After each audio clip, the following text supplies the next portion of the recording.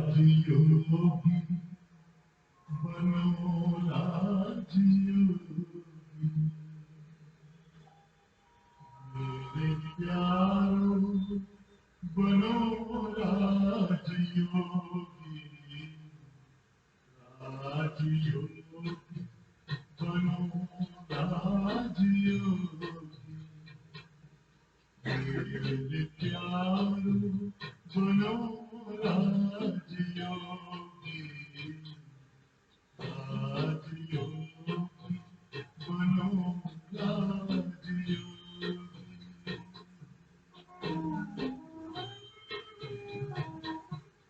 जिंदगी में परम शांति जोगी मेरे प्यारो बनो राजयोगी राजयोगी बनो राजयोगी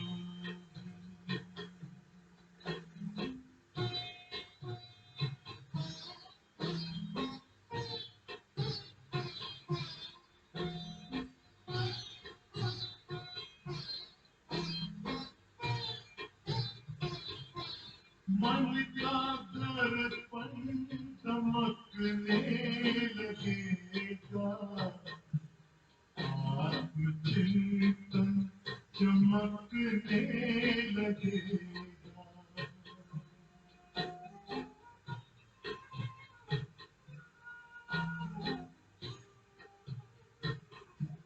मन का दर्पण चमकने लगेगा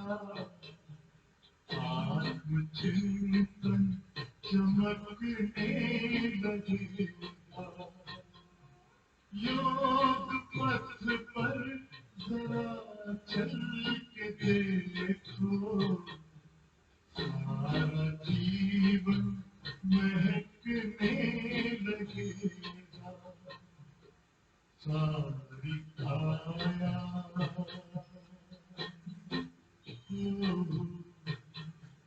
सारी काया बनेगी निरोगी मेरे प्यारो बनो राजयोगी राजयोगी बनो राजयोगी मानव को संयम सिखाता संतुलन आचरण में लाता आत्मा और परमात्मा का ये मिलन हर घड़ी है कराता योग महिमा योग महिमा कभी कम न होगी मेरे प्यारो बनो राजयोगी जिंदगी में परम शांति होगी मेरे प्यारो बनो राजयोगी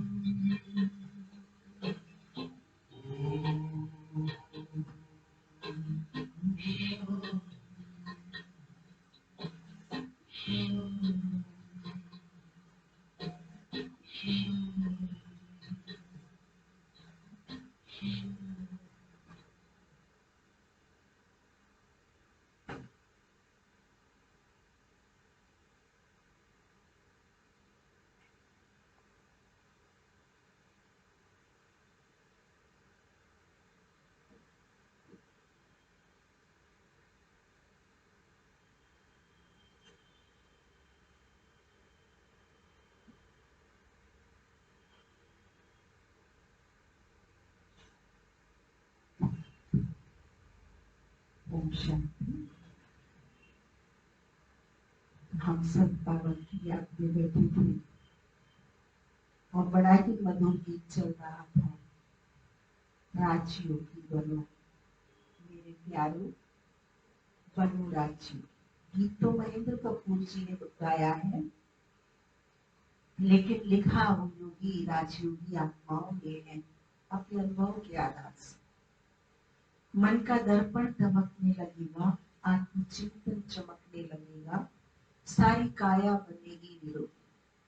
जब ये गीत बना था, ये गीत बना था 1990 में, तो हम लोग इस गीत को जब सुनते थे तो ऐसे बाबा की याद में खो जाते थे। एक नशा चढ़ जाता था, एक जुनून चढ़ता था और याद में खो जाते थे।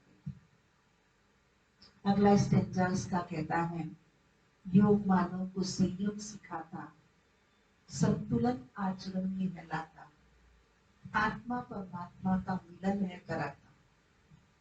तो एक जैसे बड़ा सुकून और प्राप्ति वाला गीत था ये। तो गाया तो भले फिल्म हस्तियों ने, लेकिन बनाया राजयोगियों ने। अनुभव भी वही उसी का करते। आज का पाठ हमारे जीवन को प्रभु मिलन से, प्रभु प्राप्तियों से, अलौकिक शक्तियों से भरपूर करने वाला पाठ, जो हमारी इस आध्यात्मिक यात्रा का डिस्टिंक्शन दिलाने वाला पाठ। हम 4 सब्जेक्ट का अध्ययन करते हैं। ज्ञान में अगर हमारा मार्क्स कम होगा, कोई क्वेश्चन हल नहीं होगा तो चलेगा, लेकिन योग में अगर हमारा पूरी तरह योग बाबा से जुट जाता है तो ज्ञान में भी पास हो जाएंगे, धारणाओं में भी पास हो जाएंगे, और सेवा के क्षेत्र में हमें भले कुछ भी नहीं आता है, लेकिन बाबा हमारी क्लीन माइंड और क्लीन इंटेलेक्ट को यूज करके सर्विस करा। ये हमारी अलौकिक जीवन के अनुभव की बात है। योग इतना सरल, इतना कठिन और इतना प्राप्ति कराने वाला सब्जेक्ट। मैथमेटिक्स में अगर 5 क्वेश्चन कराए तो 100 में से 100 नंबर होते हैं। रिटिन में अगर 5 क्वेश्चन कराए तो 100 में से 90 ही नंबर आते हैं। योग एक ऐसा सब्जेक्ट है, प्रभु मिलन का, ईश मिलन का, मानव जीवन को धन्य बनाने का, अलौकिक पराशक्तियों से भरपूर बनाने का। तो आज हमें सबसे पहले राजयोग का अर्थ बताया गया है। राजयोग किसे कहते हैं? बाबा इसे राजयोग से भी पहले कहते सहज राजयोग। सहज रीति आत्मा का संबंध परमात्मा से जुट जाए। कई बार बाबा इसे योग भी नहीं, याद कहते। याद माना संबंध, योग माना जोड़। तो इस चित्र के माध्यम से हमें दिखाया गया है कि सहज राजयोग का आधार और विधि क्या है। आप देखेंगे मैथमेटिक्स में 2 इकाइयों के जोड़ को योग कहा जाता है। जब तक 2 नहीं होंगे तो योग नहीं होगा। और बिछुड़ने के नाम को योग कहा जाता है, मिलने के नाम को योग कहा जाता है, और अनायास जो हो जाता है उसे संयोग कहा जाता है। तो इस चित्र के माध्यम से हमें दिखाया गया है कि जैसे पिता पुत्र का संबंध है, तो पुत्र को अपने पिता को याद करना कठिन है, सहज है। कोई भी पुत्र को अपने पिता को याद करना सहज है। क्यों सहज है? क्योंकि पुत्र और पिता की 5 बातों में समानता है। नाम की समानता, रूप की समानता, गुणों की समानता, कर्तव्य की समानता और निवास स्थान की समानता। डॉक्टर का बच्चा डॉक्टर नहीं होता है, लेकिन उसे मालूम है स्टेथोस्कोप किसे कहा जाता है। किसान का बेटा खेत नहीं जोत पा रहा है, लेकिन वो जानता है खेत की जुताई किसे कहा जाता है। मतलब दोनों के कर्तव्य बाल्यकाल से ही चुक जाते। अब हम देखते हैं अगर कोई गुप्ता की संतान है तो उसके नाम के आगे स्वाभाविक अंशुल गुप्ता लग जाता है।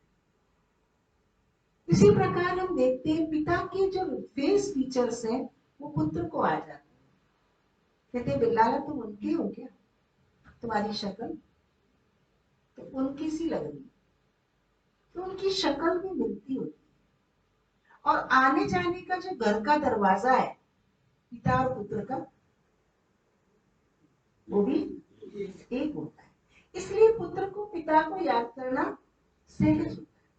एक और पुत्र है, गर्भ में था, पिता का परदेश चला गया या देहावसान हो गया, उसने अपने पिता को देखा ही नहीं। अब उसकी माँ उसे बार बार समझाती है, लेकिन वो पिता को उस पुत्र की बातें याद नहीं कर पाता जिसके पास जिसका पिता, जिसका घर, गुण, कर्तव्य सब एक साथ साथ चलते। वो माँ के समझाने से सिखाने से तो याद करता है, लेकिन उतने कॉन्फिडेंस उसमें नहीं आता और वो इंतजार करता है कब मेरा पिता आएगा।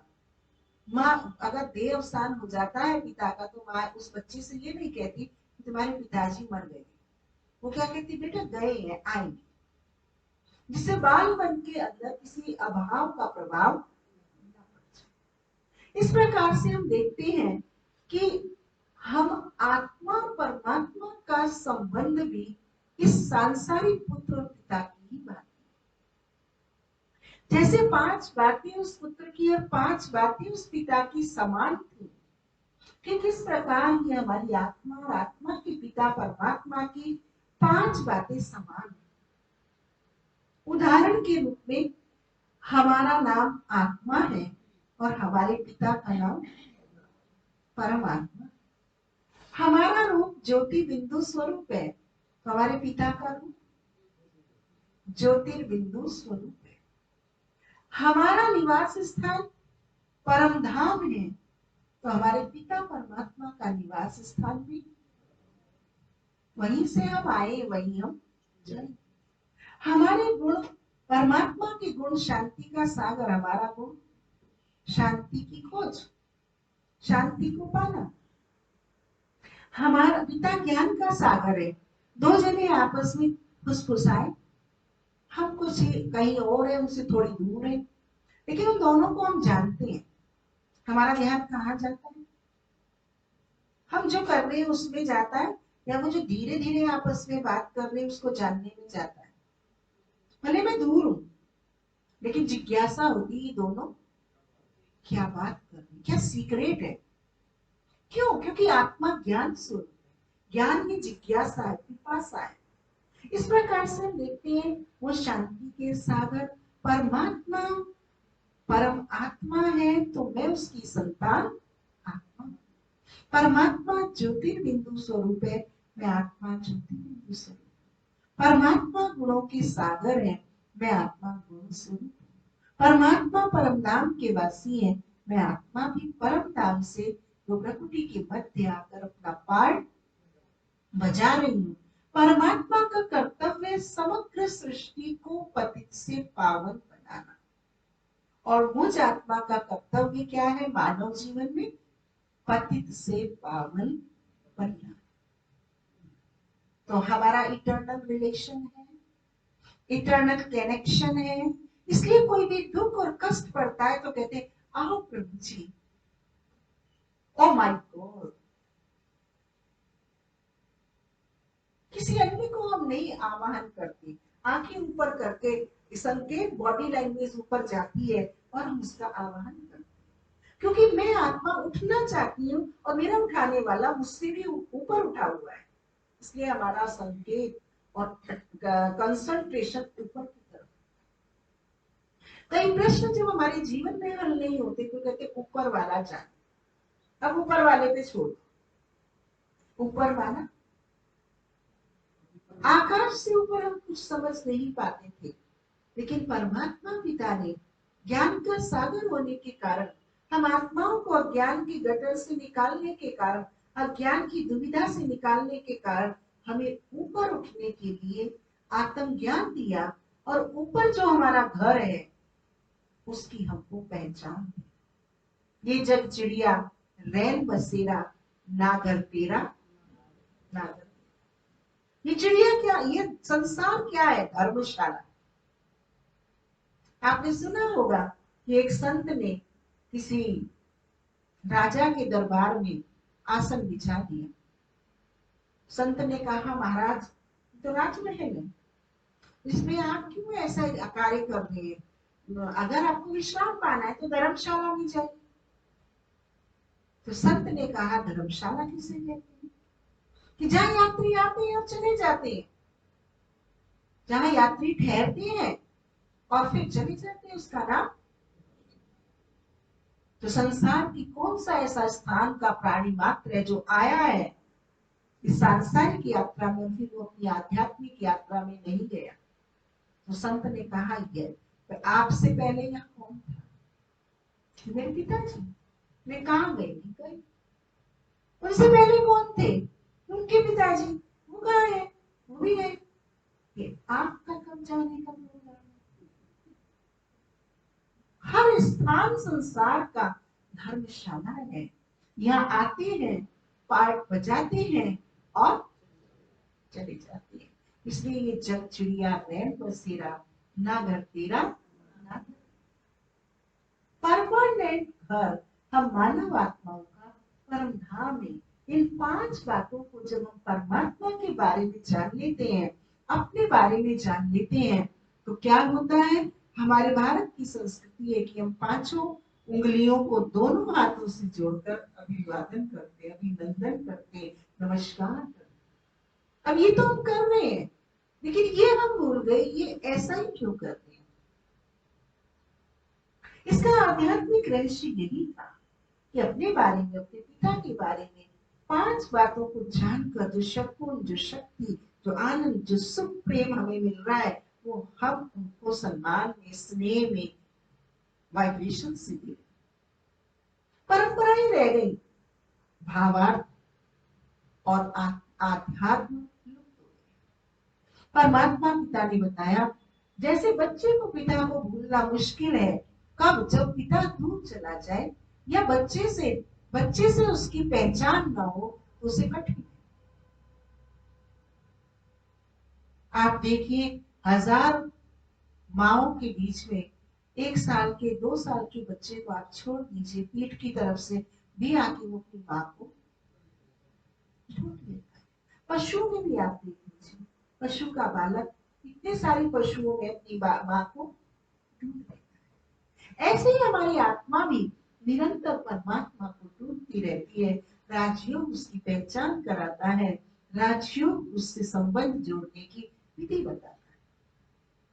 इसलिए सहज राजयोग बिल्कुल सहज है।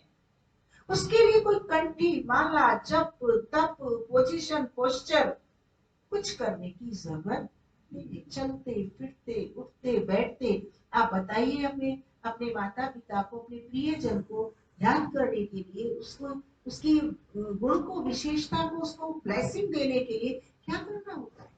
1000 किलोमीटर दूर मेरा बच्चा यहाँ से बैंगलोर में या पुणे में बैठा है, लेकिन हम उसकी हर दिनचर्या को यहाँ से वाइब्रेशन दें। अभी मैं फोन नहीं करूंगी क्योंकि अभी तो वही कर रहा होगा, अभी वो कोचिंग गया होगा, अभी ये कर रहा होगा। बालक के साथ माँ नहीं है, लेकिन माँ की आत्मा का साया, माँ पिता की आत्मा का साया उस बालक के परोक्ष रीति चारों, अपरोक्ष रीति चारों तरफ साये की तरह होता है, नहीं होता है? और उनके सुख दुख की फीलिंग उनको घटित होने से पहले या घटते ही तुरंत मालूम भी चल जाता है। लेकिन लाला धीरे कैसे बोल रहे हो? सच बता, बात क्या है? उसकी बोल की आवाज से, उसके बोलने के तरीके से, उसकी भाषा की परिवर्तन से हम दूर बैठे भी उसकी हर बात को जान जाते। क्या है? अंडरस्टैंड। रिलेशन का, कनेक्शन का क्लैरिटी, हमें दूरी भी समाप्त कर। ऐसे ही वो पार ब्रह्म का रहने वाला पिता परमात्मा हम इस सृष्टि रंगमंच पे रहने वाली आत्माओं को अपनी शक्तियों से, अपने एहसास से संपन्न और भरपूर रखता है। यदि थोड़ा सा हमारा अटेंशन, डायरेक्शन उसकी तरफ। अगले चित्र के आगे चित्र में बताया गया है उसकी विधि क्या है। ये तो योग का अर्थ था, उसकी विधि क्या है। राजयोग को बुद्धि योग भी कहते हैं, क्योंकि बुद्धि उसके साथ हमें जोड़नी है। उसे भक्ति योग भी कहते हैं, भक्ति कुछ और नहीं है। भक्ति माने सतो प्रधान भावनाएं। योग में जब तक शुभ श्रेष्ठ भावनाएं नहीं होती तब तक परमात्मा से योग नहीं। इसे हम कर्म योग भी कहते हैं। तो कल आपने गृहस्थ के चित्र में देखा कि कर्म करते हुए अपनी आत्मा के साथ अटेंशन, अपनी कर्मेंद्रियों के साथ अटेंशन और आत्मा के दाता के साथ परमात्मा से अटेंशन रखकर जो कर्म किया जाता है वो कर्म योग हो जाता है। उसमें कर्तापन का भान खत्म हो जाता है।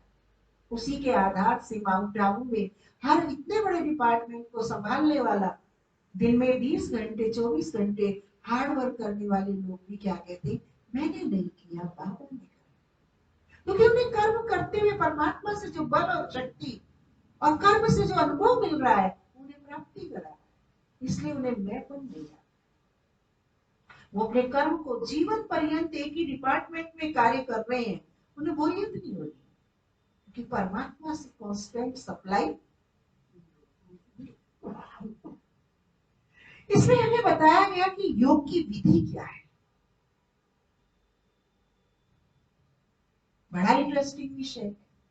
आप देखिए यहाँ दिखाया गया है कि विश्व के ग्लोब के सृष्टि रंगमंच पे योगी बैठा हुआ है, लेकिन जब तक वो अपने को शरीर समझता है तो उसके शरीर में काम, क्रोध, लोभ, मोह, अहंकार और गुरु ये सब उसके मस्तिष्क में आते जाते, मन में आते जाते, क्योंकि ये शरीर का संबंध हमारी जो भी आयु है उसका इनसे ही रहा है।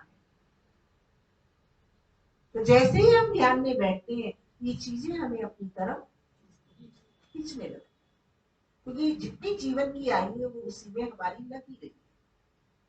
तो परमात्मा पिता ने बताया कि जब हम परमात्मा की याद में बैठे तो अपने को आत्मा समझे, और आत्मा समझकर जब परमात्मा को याद करते, इस देह से डिटैच होकर, देह से विस्मृत होकर जब परमात्मा को याद करते हैं उससे हमें करंट मिलता है। वर्तमान समय विज्ञान का युग है। आपने पावर हाउस से कनेक्शन लिया है, अपने घर में डोरी बल्ब लगाया है, आपने स्विच बोर्ड भी तैयार कर लिया है, स्विच ऑन भी कर दिया है, लेकिन जब डोरी आपने प्लग में डाली तो उसके वायर को प्लास्टिक के हटाया नहीं,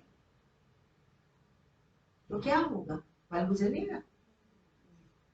बोलो क्यों नहीं जल रहा? क्योंकि उसके जो वायर, करंट का वायर है, उसके ऊपर जो सुरक्षा कवर था प्लास्टिक का, उसको हमने हटाया। जैसे उस वायर को हम हटाते हैं प्लास्टिक कवर के, तो जो तार होते हैं वो प्लास्टिक हटते ही तार में प्लग से करंट आ जाता है, और बल्ब चाहे 0 वाट का है चाहे 1000 वाट का हो जाए। ऐसे ही योग के लिए मैं अपने को भाई समझती हूँ तो मुझे बहन की याद आती है, मैं अपने को पत्नी समझती हूँ तो पति की याद आती है, विद्यार्थी समझती हूँ तो शिक्षक की याद आती है, नागरिक समझती हूँ तो देश की याद आती है, पेशेंट समझती हूँ तो डॉक्टर की याद आती है, और आत्मा समझती हूँ तो ऑटोमेटिक। भाई भाई की जोड़ी नहीं कही जाती, भाई बहन की जोड़ी, पति पत्नी की जोड़ी, गुरु शिष्य की जोड़ी, गुरु गुरु की जोड़ी नहीं होती। जोड़ी माना जुड़ना, कनेक्शन। तो इस प्रकार बताया देह सहित, देह के, देह को भूलो, देह के संबंधों को भूलो, देह की दुनिया को भूलो, 3 चीज भूल के अपने को आत्मा समझो, और आत्मा समझकर परमात्मा को जब हम याद करते हैं तो हमें परमात्मा परमात्मा से टैलेंट मिलता है, शक्ति मिलती है, गुण मिलते हैं और हमारा संबंध परमात्मा से जुड़ जाता है। दूसरे शब्दों में जिसे कहा जाता है निराधार मन को है आधार शिव। जब सब सहारे टूट जाते हैं, दिखाया ना द्रौपदी का, जब तक वो किसी किसी को पुकारती रही तो उसका बल चीर नहीं बढ़ा, करता रहा। और जब उसने उस परम पिता परमात्मा को सबसे डिटैच होके पुकारा तो उसका चीर बढ़ना शुरू हुआ। तो इस प्रकार हम देखते हैं कि योग की विधि है देह सहित देह के सर्व संबंधों को भी अपने को आत्मा से भूलना, उन्हें देह से, आत्मा से नहीं भूलना। आत्मा से तो उनको और हमें शक्तियां दी, दया की, करुणा की, ज्ञान की, सब शक्तियां दी। आत्मा से नहीं भूलना। किससे भूलना है? देह से। आत्मा भाई है, मेरे पिता की संतान है, उनके दुर्गुणों को नहीं देखना। परमात्मा की संतान आत्मा है, इस शुद्ध भाव से उनकी शुद्धता को हमें अपने वाइब्रेशन से, हमें अपने कर्म व्यवहार से बढ़ाना है। अगर दुनिया के लोगों को भूलने वाली बात या संबंध तोड़ने वाली बात होती तो ये ब्रह्मा कुमारी बहनें इतनी बड़ी वसुदेव कुटुंबकम की भावना को आगे नहीं बढ़ा सकती। दैहिक संबंध को हटाना है, आत्मिक संबंध को बढ़ाना है। इतनी लॉन्ग लाइफ हमारी जो चल के आई 20 साल या 70 साल, उसमें हमने आत्मिक संबंध तो छोड़ दिए। मेरे किसी भी परिवार के सदस्य ने मुझे प्रोत्साहित किया, आगे बढ़ाया, तो किसने बढ़ाया था? उनकी आत्मा ने। जो भाई है मेरे, पिता है मेरे, बहन है मेरी, वो कौन है? आत्मा है। आत्मा के बिना तो वो कोई संबंध नहीं। परमात्मा ने ही उन्हें मुझे प्रोत्साहित करने के लिए भेजा था। कई बार हम उनकी कृतज्ञता में इतने दब जाते हैं, कहते हैं हमने कैसे भूल सकते। उन्हें भूलना माना संबंध तोड़ना नहीं होता है, बल्कि जब हम परमात्मा को याद कर रहे हैं उस समय हमें विस्मृति और स्मृति का गीता आप पढ़ेंगे तो दो चीजों का ही सारा खेल है, स्मृति और विस्मृति। आप जितना आत्मिक स्मृति संबंधों के आधार से करते जाएंगे उतना आपका योग लगाना सहज हो जाएगा और आप उन लोगों के लिए भी परमात्मा से शक्ति लेकर बांट सके। इस प्रकार से परमात्मा पिता ने हमें बताया कि जो स्त्री है वो भी मेरे पिता की संतान है। जो हमारे सबॉर्डिनेट है वो हमारे कर्मचारी, नौकर नहीं है, वो भी पहले मेरे पिता की संतान आत्मा है। जब हमारी ये भावना बन जाती है तो हमारी जो दैहिक वृत्तियां आसुरी रूप धारण कर गई है वो नियंत्रित होने लगती। इसलिए ये विधि है। अगले चित्र के माध्यम से आपको बताया गया कि योगी जीवन के कुछ नियम है। मूलभूत हमारे योगी जीवन के 4 नियम। हम कहते हैं परमात्मा दुख हरता सुख करता है। परमात्मा दुख हरता सुख करता हमें विधि बताता है, हमें ज्ञान देता है, हमें विधान देता है। जब हम उसको फॉलो करते हैं तो हमारे दुख दूर होते हैं, सुख मिलता है। इस चित्र के माध्यम से आपको दिखाया है कि देखिए ये रोग, शोक, दुख, अशांति योगी को खींच रहे ना चारों तरफ से। लेकिन योगी अंगद की भांति एक रस अवस्था से बैठा है और वो परमात्मा से शक्ति ले रहा है। और वो जो रोग शोक की रस्सियां है वो क्या है? कटती जाए। तो क्या कहेंगे? रोग मुक्त, शोक मुक्त, अशांति मुक्त योगी बनते हैं। कैसे बना? जब उसने इन 4 नियमों की पालना। कौन से 4 नियम है? सबसे पहला नियम है सेलिबेसी, ब्रह्मचर्य। योग लगाने के लिए हमें बुद्धि को ब्रह्मलोक में ले जाना है। और ब्रह्मलोक में बुद्धि कब जाएगी? जब हमारा इंद्रियों का ब्रह्मचर्य होगा, पवित्रता हो। पवित्रता ही सुख शांति की जन्म। जो कहते आए विषय विकार मिटाओ, पाप भरो दीवा। सारे विकारों की जड़, सारे विकारों से मुक्ति का साधन ब्रह्मचर्य कहा जाता। पवित्रता सुख शांति की जननी। राष्ट्रपिता महात्मा गांधी करमचंद से, एडवोकेट से महात्मा राष्ट्रपिता तभी बने जब उन्होंने मां कस्तूरबा के साथ रहते हुए उन्हें मां की व्यवहार, वासना के व्यवहार से मुक्त, तब वो गृहस्थी होते हुए भी महात्मा विश्व स्तर पर कहलाए, आम नागरिक होते हुए भी, आम व्यवसायिक होते हुए भी वो राष्ट्रपिता बने। किसके कारण? ब्रह्मचर्य के कारण। विवेकानंद के गुरु रामकृष्ण को देखिए, क्या खूबी थी उसमें। मां शकुंतला और रामकृष्ण साथ साथ रहते थे, लेकिन दुर्गा मां की उपासना करने के कारण उन्होंने कभी देही दृष्टि से न मां ने देखा था, न स्वामी जी ने। इसलिए वो आध्यात्म भारत के गौरव को विश्व पटल पर प्रकाशित करने वाले ब्रह्मचारी विवेकानंद के गुरु बने। ये है ब्रह्मचर्य की शक्ति। बाबा के यज्ञ में आदरणीय भ्राता जगदीश जी की पुस्तक लिखी है ब्रह्मचर्य व्रत के ऊपर। यदि आप उसके कभी पढ़ेंगे तो आपको वैज्ञानिक परिष्करण से बताया गया है कि हमारी मानसिक और शारीरिक शक्ति एक बार के विकार में जाने से कितनी हमारी ऊर्जा नष्ट हो।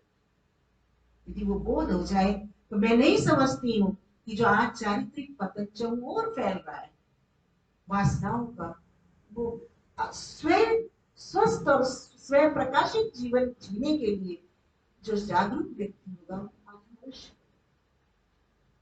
दूसरा है शुद्ध अन्न। कहा जाता अन्न का मन पर प्रभाव पड़ता। आप सब अनुभवी हो, मंदिर में जाते हैं, प्रसाद मिलता है, हम मस्तक से लगाते हैं, भाव से खाते हैं, भगवान को अर्पित ये अन्न है और हमारी आत्मा शुद्धि हुई। दूसरी जगह आप शादियों में जाते हैं, हमें तो सौभाग्य नहीं मिला शादियों में जाने का, आप सबको तो मिला है, आप अनुभव करते हैं। वहां जब डीजे बजता है, वहां का जो वातावरण है, कोई नहीं कहता आपसे कि आप देह के भान में आओ, आप एक दूसरे से कंपटीशन, कंपैरिजन, ऑर्नामेंट, ड्रेसेस, इन सब में आओ।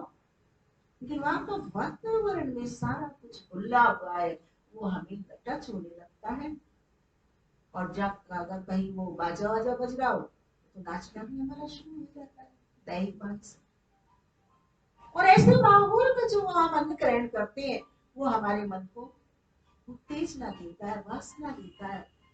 जो समझदार लोग होते हैं उससे बचते हैं कि हम लेट अवर्स भोजन नहीं करते, अब सूर्यास्त से पहले ही भोजन कर लेते हैं, कोई भी कारण लगा करके उस वातावरण से अपने को शुद्ध बनाए रखने के कारण से। तीसरा मृत्यु भोज करते हैं, मृत्यु मरने वाला चला गया, कब का चला गया, लेकिन कल खाएंगे तो ऐसा लगेगा जैसे कोई, अब हम ही उसके मानव के जाने के दुख में, अभाव में उस भोजन को ग्रहण करते हैं, तो लगता है जैसे कोई मिट्टी सी लग गई है हमारे मन को, हमारे तन को, कुछ धूल दूसरी से हो गई। अब अन्न तो अन्न ही है, वही मसाले, वही सब कुछ, वही भट्टी के द्वारा बना हुआ होता है। बनाने वाले तीनों जगह हलवाई है, ना ठाकुर जी के भोग को कोई ब्राह्मण बना रहा है बैठ के, ना कोई शादी में कोई बैठ के शुद्धन बना रहा है, हलवाई बना रहा है। और मृत्यु भोज में भी वही बना रहे हैं, वही पदार्थ, खाद्य पदार्थ होते तीनों जगह, लेकिन तीनों जगह मन की पोजीशन उस भोजन से अलग अलग हुई। इसका मतलब जो कल हम ग्रस्त व्यवहार के चित्र में देख रहे थे कि जो परमात्मा की याद में कमाया हुआ धन होता है और परमात्मा की याद में पकाया हुआ जो भोजन होता है, जो ईश्वर को अर्पित करके ईश्वर की याद में खाया हुआ भोजन होता है, वो हमारे शुद्ध मन का निर्माण। और शुद्ध मन हमारा शुद्ध विचारों को उत्पन्न करता है, शुद्ध बुद्धि को निर्मित करता है, शुद्ध कर्म करने में मदद करता है और परमात्मा को अपने साथ रखने में मदद करता है। बाबा का बच्चा बन करके तो अगर कहीं कोई अशुद्ध अन्न खा लेता है तो उसे खाते खाते डर ही लगता रहता है, कहीं कोई आश्रम का भाई बहन ना देख, कहीं दीदी ना आ जाए।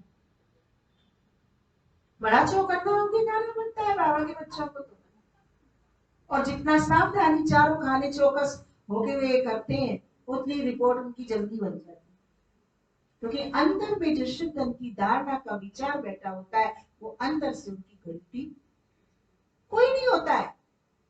और उनकी अंतरात्मा ने जो व्रत लिया हुआ है शुद्ध अन्न का, वो कभी भी पुराने संस्कार के इमर्ज होने के कारण यदि प्रकट हो जाता है, उसे बहुत चाक चौबंद होना पड़ता है, और साथ में उसकी योग की अवस्था भी खंडित हो जाती है। उदाहरण के रूप में एक अमृत भरा हुआ कलश है, बड़ी मुश्किल से हमने अमृत से अपने कलश को भरा है, लेकिन यदि बाई चांस एक सुई की नोक की बराबर विष उस कलश में डल जाता है, तो वो कलश क्या हो जाता है। इसलिए ये मन हमारा परमात्मा यादों के लिए श्रेष्ठ विचारों का अमृत का कलश बनाना है। बुद्धि को उस परमात्मा पिता के दिव्य स्वरूप और अपने दिव्य आत्म स्वरूप और श्रेष्ठ विचारों की उसमें भर के उसे बुद्धि को कलश बनाना, जेगढ़ मन बुद्धि की जेगढ़। जब ये तो शुद्ध विचारों से भर जाते हैं तो हमें योग लगाना नहीं पड़ता, ऑटोमेटिकली योग लगा। तीसरा नियम हम सुनते हैं 2 मिनट साइलेंस के बाद।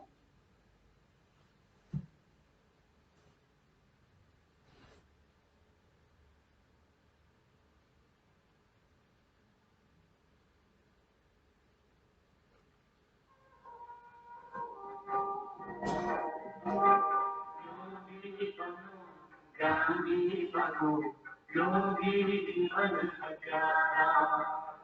योगी बनो, ज्ञानी बनो, योगी जीवन हजारा।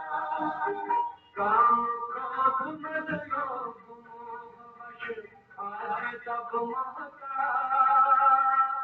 योग लगा कर पाप मिटावे, स्वर्ग सजावे तुम्हार। काम क्रोध मद लोभ मोह वश, आज सब महतार। योग लगा कर पाप मिटावे, स्वर्ग सजावे तुम्हार।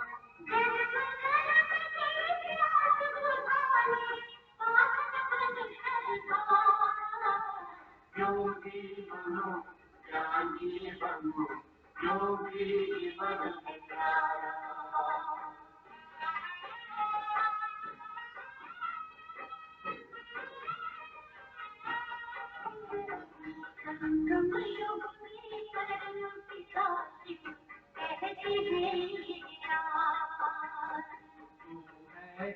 अविनाशी आत्मा, सुन लो मेरी आवाज।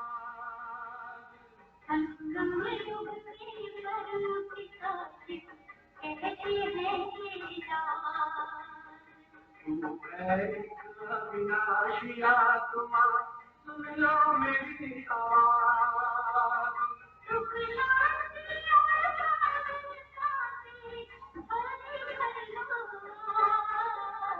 योगी बनो, ज्ञानी बनो, योगी जीवन हजारा। चलना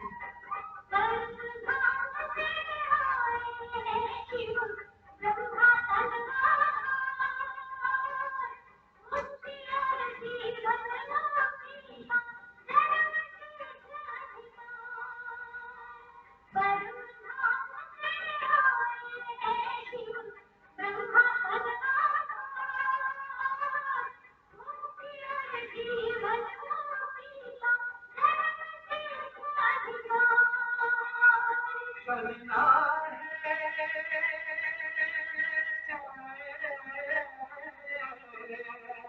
चलना है घर वापस, अब तो यही ज्ञान का सार।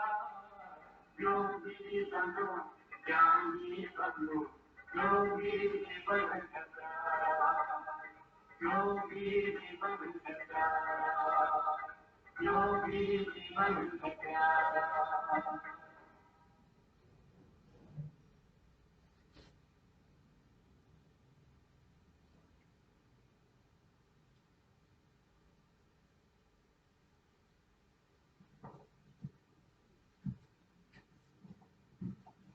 हम देखते हैं कि बाजार का खाना तो आज से 50-60 साल पहले था ही नहीं। सब घर के अंदर ही खाने बनते थे, पकवान बनते थे और बड़े प्रेम से, बड़ी श्रद्धा से खाए जाते थे। रेयर मिठाइयाँ बाजार की होती थी, बहुत कम, वो भी बहुत कम। लेकिन ये चाट पकौड़ी वाला सिस्टम या भोजन टिफिन वाला सिस्टम तो रेस्टोरेंट होटल वाले सिस्टम नहीं थे। तो माँ के हाथ का परिवार के अंदर बना हुआ भोजन, जिसे हमारी परिवारों की रसोई को भी सीता की रसोई कहा जाता है। हमारी भारतीय संस्कृति में सब चीजों का इतना स्वरूप था, लेकिन उन शब्दों को, उन भावार्थ से वंचित होने के कारण पाश्चात्य ने हमारे पर आक्रमण कर लिया और हमने सारा शुरू कर दिया। क्योंकि जो हमारी संस्कृति का रस था वो हमारे पूर्वजों ने तो स्ट्रक्चर बना के दिया, लेकिन उसको न जानने के कारण, कंसेप्ट क्लियर ना होने के कारण उसके भाव, अर्थ के तात्पर्य को हम नहीं ले सके और उन अच्छाइयों को हमारे पुरातन लोग हमें नहीं दे पाए, जिसके कारण हमारा मुख अंतर्मुखता की बजाय बहिर्मुखता की तरफ चला गया, जिसका दुष्परिणाम आज हमारे रुग्ण मन की हालत बयां हो रही। तीसरा है सत्संग। अभी तक हम सत्संग जो है, कहीं कोई संत महात्मा से जो या शास्त्रों की बातों को या ग्रंथ पुराणों की बातों को सुनना ही सत्संग कहते हैं। लेकिन परमात्मा पिता ने बताया सच्चे अर्थों में ये सत्संग नहीं, वो क्या है? लत संग। आपने देखा होगा 10 संत अगर एक साथ इकट्ठे हो जाएं तो पब्लिक एक तरफ हो जाती है, वो संतों के बाद विवाद, मेरी बात बड़ी है, मैं बड़ा हूँ, ये हो जाती है। हमारी आदरणीय दादी प्रकाश मणि जी ने 1985 में एक संत सम्मेलन माउंट आबू में ओम शांति भवन में रखा। तो संतों के फोन दादी जी के पास आए, उन्होंने कहा दादी आपने इतने संत क्यों बुला लिए? आपकी ओम शांति भवन को ये ओम क्रांति भवन बना देंगे। तो दादी ने पूछा क्यों बना देंगे? कहते एक तो इन्हें सबको मंच चाहिए और मंच पे भी इनको क्रमशः में भी नंबर आगे पीछे नहीं चाहिए। तो दादी जी ने कहा कि भैया हमारा ओम शांति भवन 3000 की कैपेसिटी का है, हम आधे से ज्यादा हॉल को मंच ही बना देंगे और हम सबको मंच दे देंगे। और जब वो सारे भारतवर्ष के संत वहां पहुंचे थे, उस समय पब्लिक नहीं थी, ओम शांति भवन में संत ही संत थे, मंच ही मंच था, श्रोता नहीं थे। जब वो 3 दिन बाद पांडव भवन से गए तो उनकी आंखों से, शांति स्तंभ से दादी ने विदाई दी थी, सारे संतों के आंखों से आंसू बह रहे थे।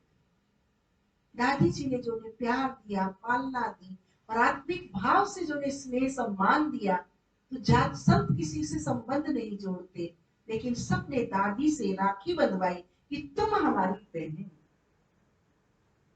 और जब शांति स्तंभ से उनकी विदाई दी गई, उनका इतना सामान हो गया था, संत के पास तो झोला ही नहीं था रखने को।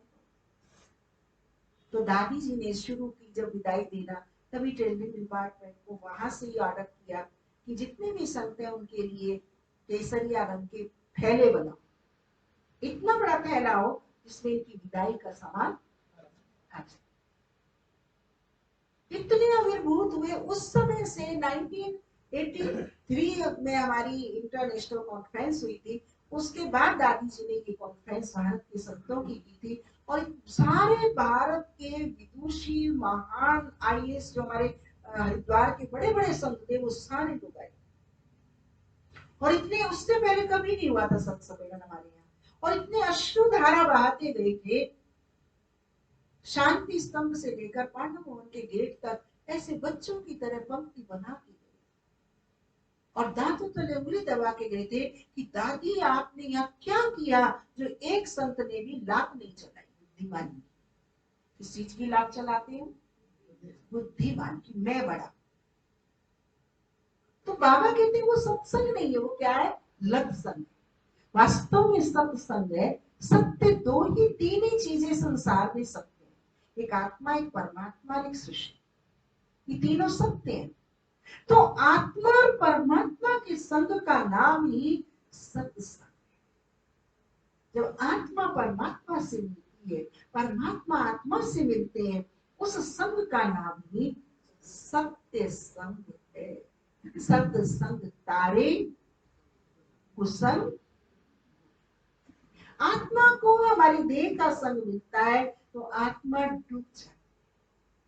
आत्मा को अपने आत्मा का संग देह को मिलता है तो आत्मा, देह तैरती है, देह भी तैरती है, और आत्मा को देह का संग मिलता है तो तैरने वाली आत्मा भी डूब जाती।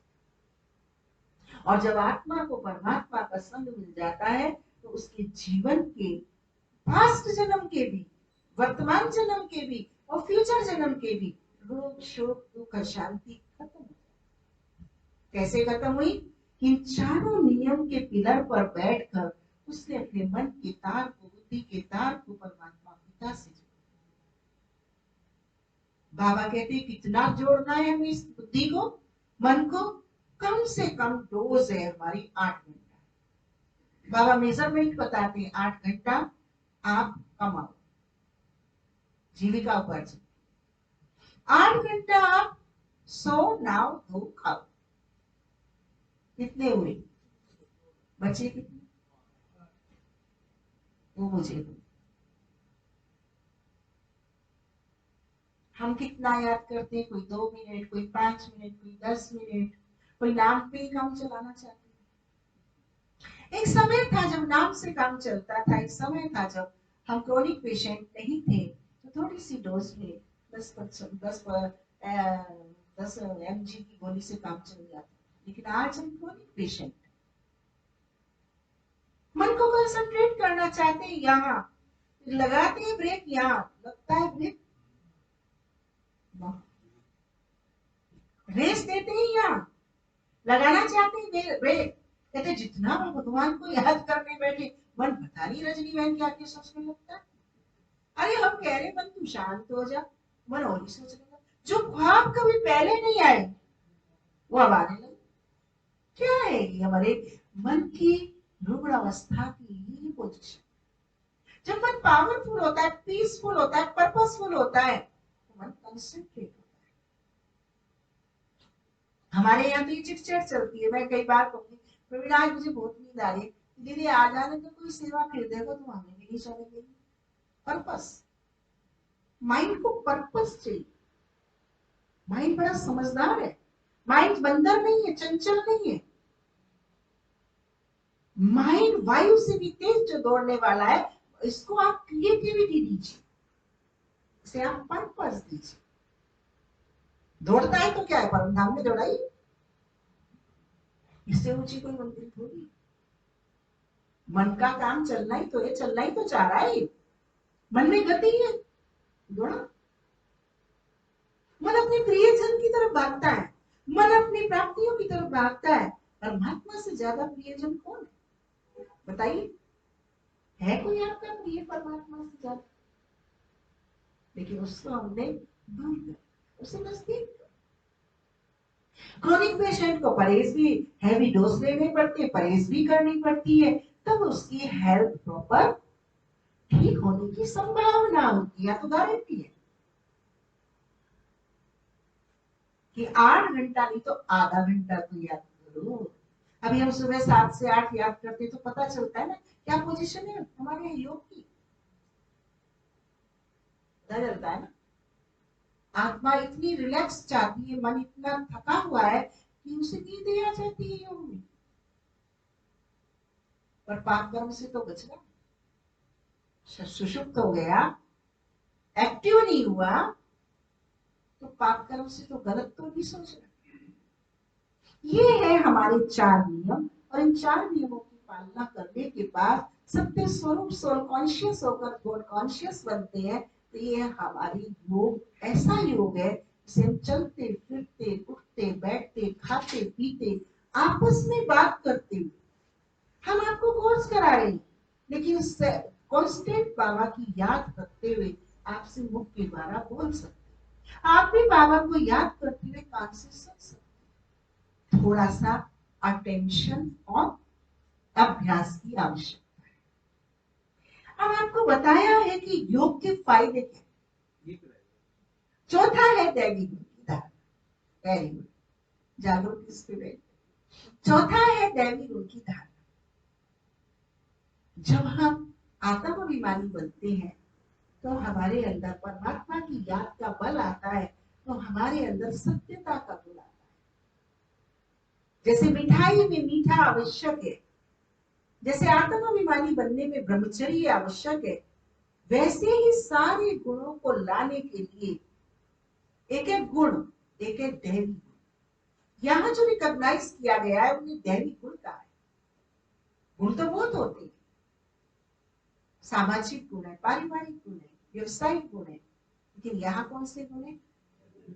दैवी गुण। उन गुणों की दिव्यता दिव्य गुण कहलाती है। और सारे दिव्य गुणों का या सारे गुणों का आधार है सत्यता, और सत्यता है दादी जानकी जी के 3 महामंत्र हुआ करते थे। 3 बार ओम शांति बोलती थी और कहती थी इन 3 बार मैं ये बोलती हूँ, मेरा कौन, मैं कौन और मेरा घर कहाँ। 3 बार मैं ओम शांति नहीं बोलती, मैं कौन, मेरा कौन, मेरा घर।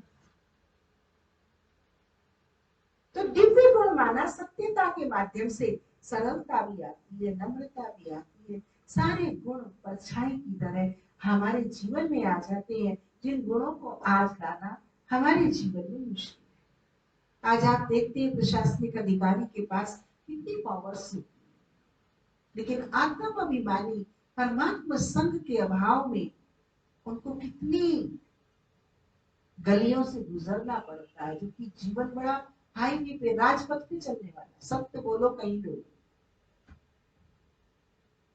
सत्यता के अभाव में हमें बहुत सारे गुणों को मिस करना पड़ता है, और सत्यता को अपने जीवन में लाते हैं, सारे दैवी गुण हमारे जीवन में आ जाते हैं। निर्भयता है, मधुरता है, उसमें चाटुकारिता वाली मधुरता नहीं, सत्यता की मधुरता, सुखदायी मधुरता, हितकारी मधुरता, उन्हें दिव्य गुण कहा जाता है। ये चारों नियमों की पालना करते हुए कि परमात्मा को हम ज्ञात करते हैं, तो हमारे जीवन में ये दुख दर्द रोग शोक को हटाने का कार्य बाबा का है, मेरा है। मुश्किलों से कह दो प्रैक्टिकल। आगे चित्र में बताया गया है कि ये योग करना हमें जरूरी क्यों है।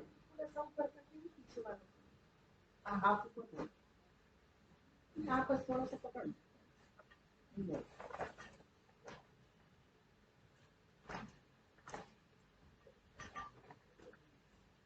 तो यहाँ आपको दिखाया गया है कि योग करना क्यों जरूरी है।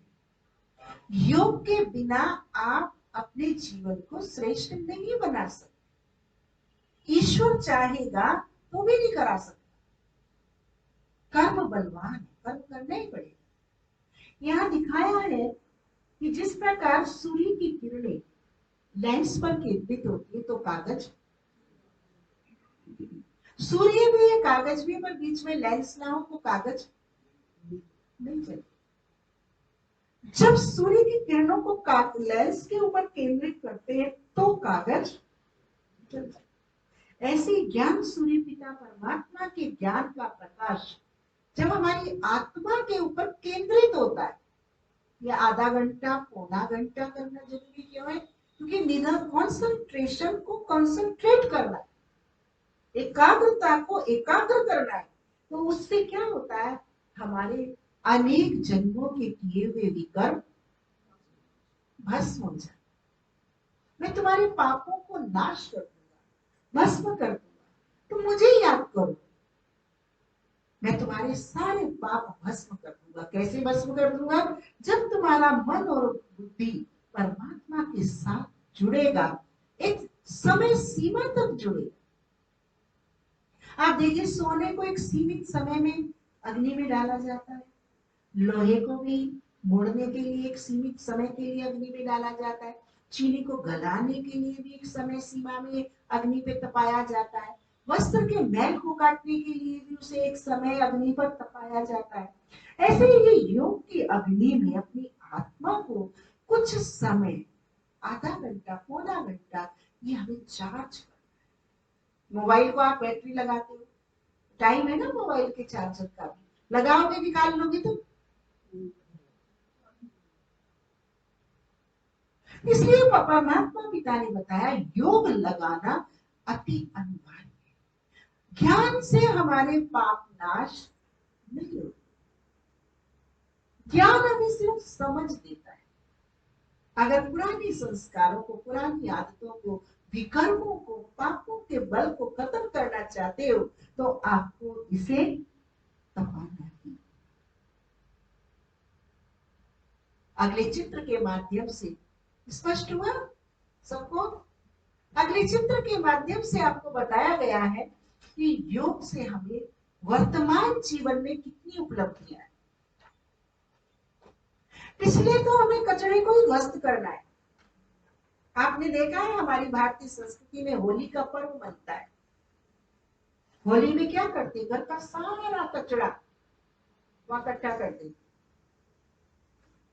और फिर उसको सारे मिलके जला, और जलाने के साथ साथ नए अन्न की बालियों को लाकर उसमें भूनते, परिक्रमा लगाते हुए उसे भूनते, क्योंकि जो अन्न भुन जाता है वो अंकुरित नहीं। ऐसे जो हमारे पास्ट जन्म के कर्म परमात्मा याद में जल जाते हैं वो फिर अंकुरित नहीं, फूटते नहीं है। नहीं तो मौसम पाने पर, जैसी बरसात ऋतु आती तो पुराने जो काटा हुआ वृक्ष होता है वो क्या होता है, फूट जाता है। योग वो, जब वर्तमान में हम परमात्मा पिता से अपनी आत्मा का संबंध जोड़ते हैं, इंद्रियों पर आत्मा का राज्य करते हैं, राजयोगी बनते हैं, तो हमारे अंदर ये 8 शक्तियां आ जाती। कितनी शक्तियां? 8 शक्तियां। सबसे पहली जीवन जीने के लिए कौन सी शक्ति चाहिए? सहन शक्ति। आज छोटे से बच्चे के मुख से भी आप सुन सकते हो, मुझे टेंशन। कभी आपने सुना था, आपको हुआ था बचपन में टेंशन? भैया आपने बोला था मुझे टेंशन है स्कूल के होमवर्क का। हमारी तो एक काले पन्ने की किताब थी, एक तख्ती हुआ करती थी, इतना सही बस्ता होता था, तो हमें टेंशन ही नहीं हुआ कभी। बल्कि संडे के दिन छुट्टी होती थी तो उस दिन थोड़ा सा भी लगता था आज स्कूल बंद क्यों हुए। आज उस दिन भी रूटीन से उसी तरह तैयार, फिर माँ याद दिलाती भाई आज कहाँ जा रही हो, संडे आज। इतना शौक से जाते थे। आज बच्चे से पूछो, कल डॉक्टर मीनाक्षी और उनके हस्बैंड आए डॉक्टर संतोष, तो माउंट आबू जाने को कॉन्फ्रेंस में तैयार हो रही। उनका छोटा सा बच्चा है, उसे ले जाने को तैयार है। वो कहता है नो मैं नहीं जाऊंगा। पूछा क्यों नहीं जाएगा? कहता एक दिन में मेरा होमवर्क कितना हो जाता है, 3 दिन में मेरा होमवर्क कितना हो जाएगा। उसकी माँ उसे आश्वस्त कर दिए, बेटा मैं तेरा होमवर्क कराऊंगी, तू अपनी फोटो तो खिंचा ले रजिस्ट्रेशन की। नहीं मैं नहीं जाऊंगा। कॉन्शियस। कहीं प्रोफेशन वाले अपने वर्क कॉन्शियस हुआ करते थे, आज बच्चे होमवर्क कॉन्शियस हो गए। सोल कॉन्शियस की बालक में बात ही नहीं है। हमने भी, हमसे भी कहलवाया, उन्होंने माँ ने भी कहा, पिता ने भी कहा, बालक टस से बस नहीं हुआ। चलो मम्मी मुझे नींद आ रही है, मुझे होमवर्क कर। ये पोजीशन है आज की हमारी जनरेशन की। टॉलरेंस उसके अंदर बिल्कुल भी नहीं है। लेकिन परमात्मा पिता से जब हम अपने मन और बुद्धि को जोड़ते हैं तो हमारा जीवन एक फलदार वृक्ष की भांति हो जाता है। आपने देखा है फलदार वृक्ष फलाने से झुक जाता है। कोई उसे पत्थर मारे तो क्या देता है? आम के पेड़ में मारेगा तो आम ही देगा। जैसे संत को कोई गाली देगा तो वो वही शिक्षा ही देगा, और किसी खड़ूस के साथ जाट का तो वो 2 दे देगा। जिसके पास जो है वही देगा ना, है ना। तो यहाँ दिखाया है कि फलदार वृक्ष झुकता है और कोई अपशब्द रूपी पत्थर भी उनको मारता है, उनको बदले में वो शुभ भावना और शुभकामना के फल देता है। सहना कमजोरी नहीं है, सहना तो आत्मा का गहना है। जिसने सहा वो निखर गया, शक्ति हो गई। क्या है सहन? मां सहती है, जगत का प्रथम गुरु संसार कहती है। भले लाखों लोगों ने अबला कहा, शक्तिहीन कहा, सब कुछ कहा, लेकिन अल्टीमेट मां के अस्तित्व को सहने के कारण कोई संसार से मिटा नहीं सकता। परमात्मा ने विज्ञान का कलश उसकी सहन शक्ति के आधार से उसको अग्रणी रख दिया। तो राजयोग के द्वारा हमारी आत्मा की गहराई, सहने की शक्ति बढ़ जाती, सोच विचार की शक्ति बढ़ जाती।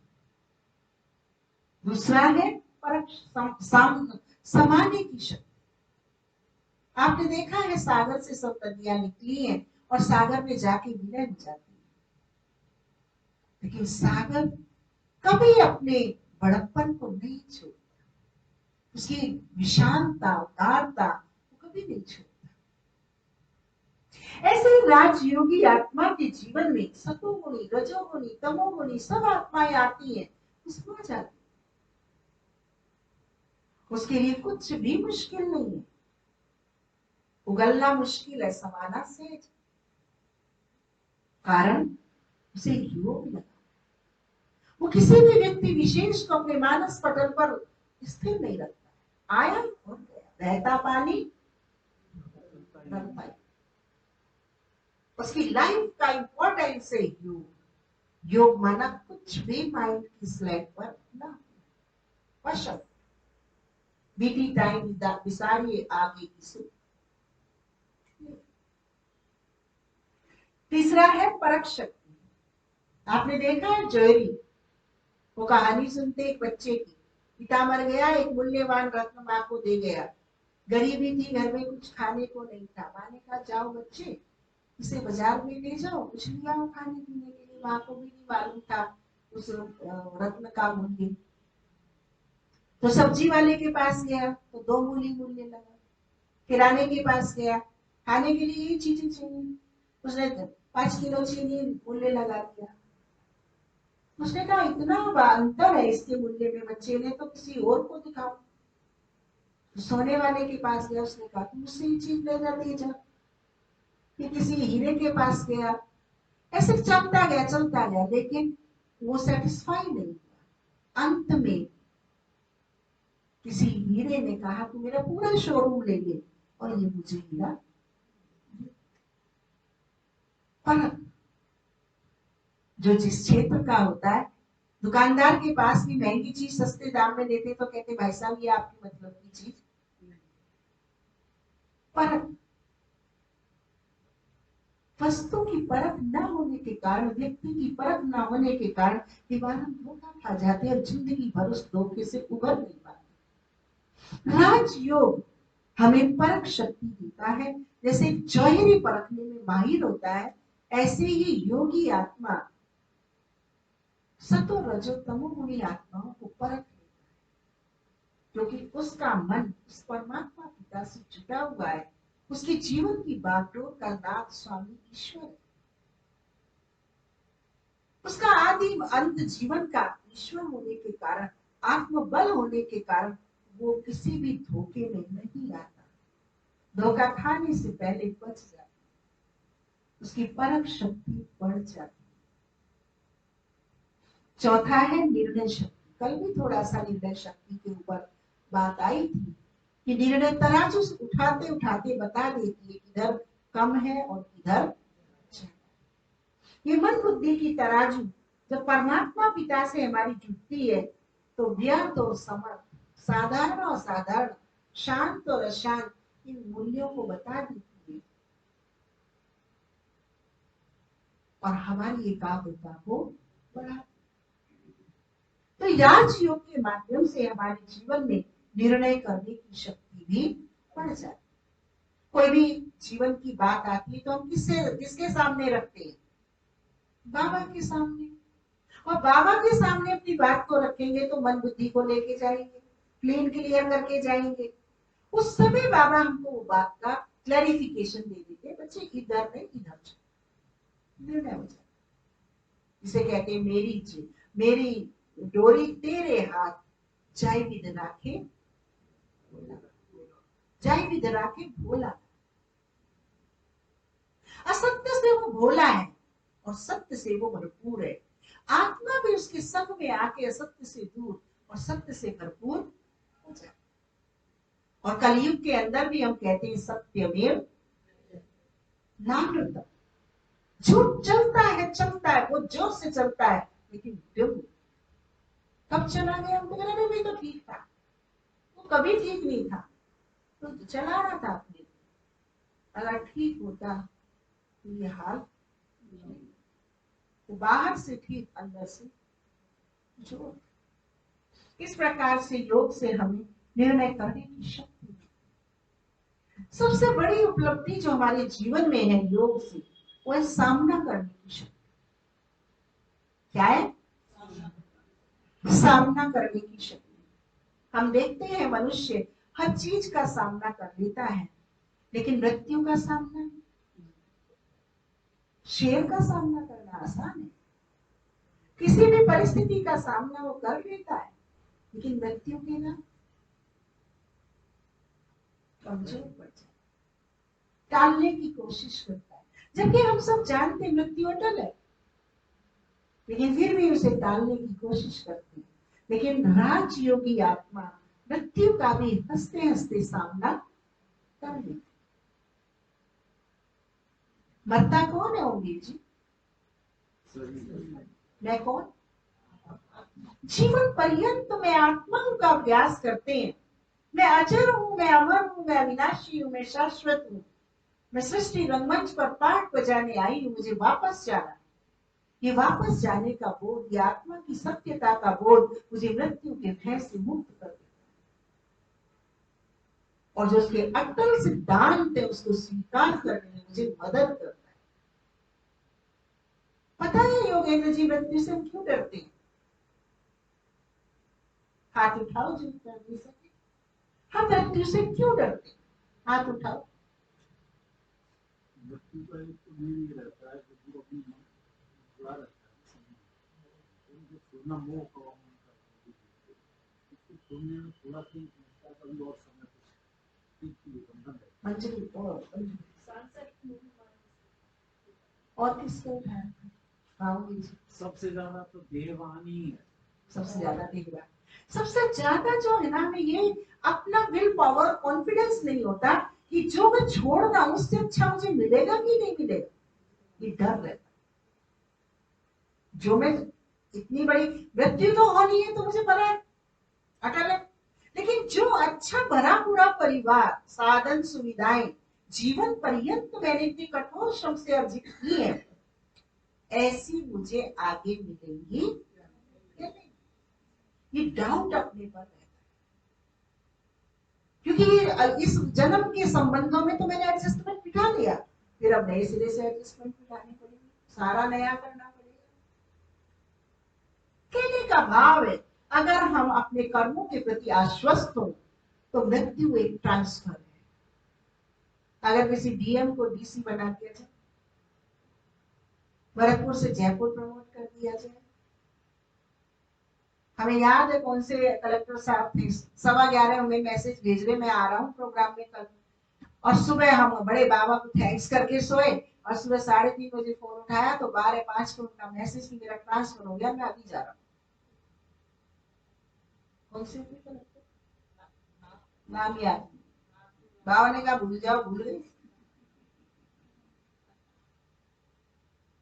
प्रमोशन प्रमोशन हर किसी को स्वीकार होता है, प्रमोशन पे कोई भी चीज को छोड़ना सहज हो जाता है। अगर मुझे गारंटी होती मुझे अच्छी चीज मिलने वाली है, मेरे पुराने कपड़े तो मैं सेट देता हूँ, मैं सोच ही रहा था दे दूं किसी, तो मृत्यु भी है ना, डिनर नहीं, दूसरे थे। प्रकार से हम देखते हैं कि मृत्यु कहा जाता है, अगर आप चेतन का चिंतन करेंगे तो चेतन बन जाएंगे, और आप जड़ का चिंतन करेंगे तो आप मृत्यु डर लगाता है जड़ अपने को मानने के कारण। आत्मा चेतन मानने के कारण, अपने कर्मों के सप्त कर्मों के बल को एकत्रित होने के कारण आपस में झूठ मूठ तो कई बार बोल लेते हैं, छोड़ने के वायदे कर लेते हैं, छोड़ने की धमकी दे लेते हैं, लेकिन जब जोड़ने की बात आती है तब बड़ा मुश्किल लगता है, तो कहते भी और रुक जाओ। लेकिन आत्मा का अभ्यास जितना अधिक होता जाता है तो जैसे सब कैचुली छोड़ता है, उस प्रकार हम मृत्यु को स्वीकार कर लेते हैं, और मृत्यु के अटल नियम को हम सहज ही स्वीकार कर लेते हैं। साथ साथ मृत्यु भी हमसे दूर चली जाती है। राजयोग के द्वारा देह भान के दुश्चिंतन दुष्कर्म के प्रभाव से हमारी मृत्यु घटती है, और आत्मचिंतन परमात्मा बल योग के माध्यम से हमारी उसी अवधि की श्वासें। मेडिकल साइंस बताती है श्रेष्ठ शक्तिशाली समर्थ मन 1 मिनट में 20 थोट करता है, जबकि अशांत मन 1 मिनट में 20 के स्थान पर 60 थोट। पर डे का एवरेज आप निकाल लीजिए, हमारी उम्र कम कौन कर रहा है, हम या ईश्वर? यदि हमारा मन शांत है, शक्तिशाली है, पर्पस युक्त है और श्रेष्ठ है, तो बहुत कम सोचता है, और कम सोचने से उसका चेहरे का प्रकाश आत्मिक शक्ति बनती जाए, ग्लो। इस ग्लो को बनाने के लिए आज इतने ब्यूटी पार्लर, इतना फाइनेंस का कॉलम खुल गई, वो विचारों से सहज बनती, नेचुरल। तो मृत्यु पर भी हम हंसते हंसते विजय प्राप्त कर सकते, अपनी आयु को बढ़ा सकते हैं, मन वांछित इच्छा मृत्यु को प्राप्त कर सकते हैं, जब हम अपने मन अपने जीवन में राजयोग को लाते। इसके साथ साथ सात्विक छठी शक्ति है सहयोग की शक्ति, जिसका योग ईश्वर से लगा है वो सबका सहयोगी है। जी भैया,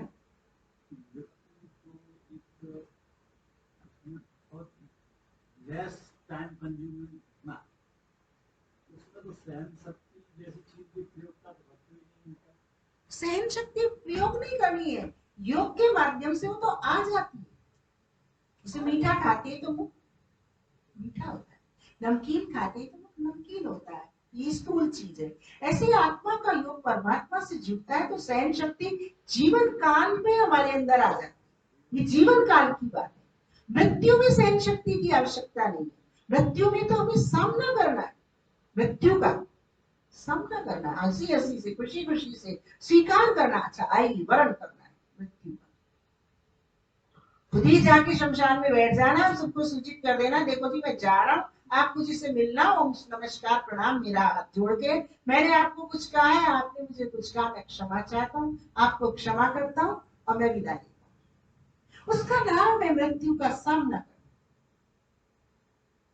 घुट घुट के हर रोज मरना नहीं, अभी तो हम जीवन नहीं जी रहे, रोज मर रहे, रोज धक्के खा रहे, रोज गिरते हैं, रोज उठते हैं, रोज किसी को मारने की धमकी देते, किसी से मरने की धमकी लेते, मन ही मन में सारे युद्ध चलते। वो खुशी खुशी हर चीज को स्वीकार कर, और मृत्यु भी आए तो उसे प्रेम से गले लगाना। आओ मृत्यु भी आके मेरे पास आनंदित हो जाए। कि किसी योगी के, हमारी दादी जान की तो निरंतर प्रयास करती थी, मरूं तो कैसे मरूं। उन्होंने सबसे कह दिया था मुझे हॉस्पिटल में सांस नहीं छोड़ती, और अहमदाबाद के हॉस्पिटल से सामान ढूंढ के 7 दिन पहले आके ग्लोबल में कहते मेरा घर है ग्लोबल, तो वहां बैठ गई। और जब शरीर छोड़ा तो उन्होंने सबसे कह दी मशीनें, 1 दिन पहले सब मशीनें हटवा दी, सबको हटा दी, अब मैं जाने वाली। स्पष्ट थी उनकी सारी बात। दादी गुलजार जी की जो ब्राह्मणी है उनसे सुनो आप उनके अनुभव को। गुलजार दादी जी के जिस दिन दादी जी ने शरीर छोड़ा उस दिन सारी मशीनें हटी थी और सारे डॉक्टर्स देखने आ रहे थे कि मृत्यु कैसी मृत्यु। तो ये कोई कहानी नहीं है, ये जीवन है, ये जिया जाता है, होता है। इस प्रकार से हम देखते हैं योगी सबका सहयोगी। श्री कृष्ण को क्या दिखाते हैं? योगेश्वर। सहयोग का प्रतीक है गोवर्धन पहाड़। असंभव को संभव करना, पहाड़ को भी चेतन बना दिया। जिसकी यादगार में अभी हम पहाड़ समझ के परिक्रमा लगा रहे हैं, वो तो चेतन, सहयोग का चेतन स्वरूप था।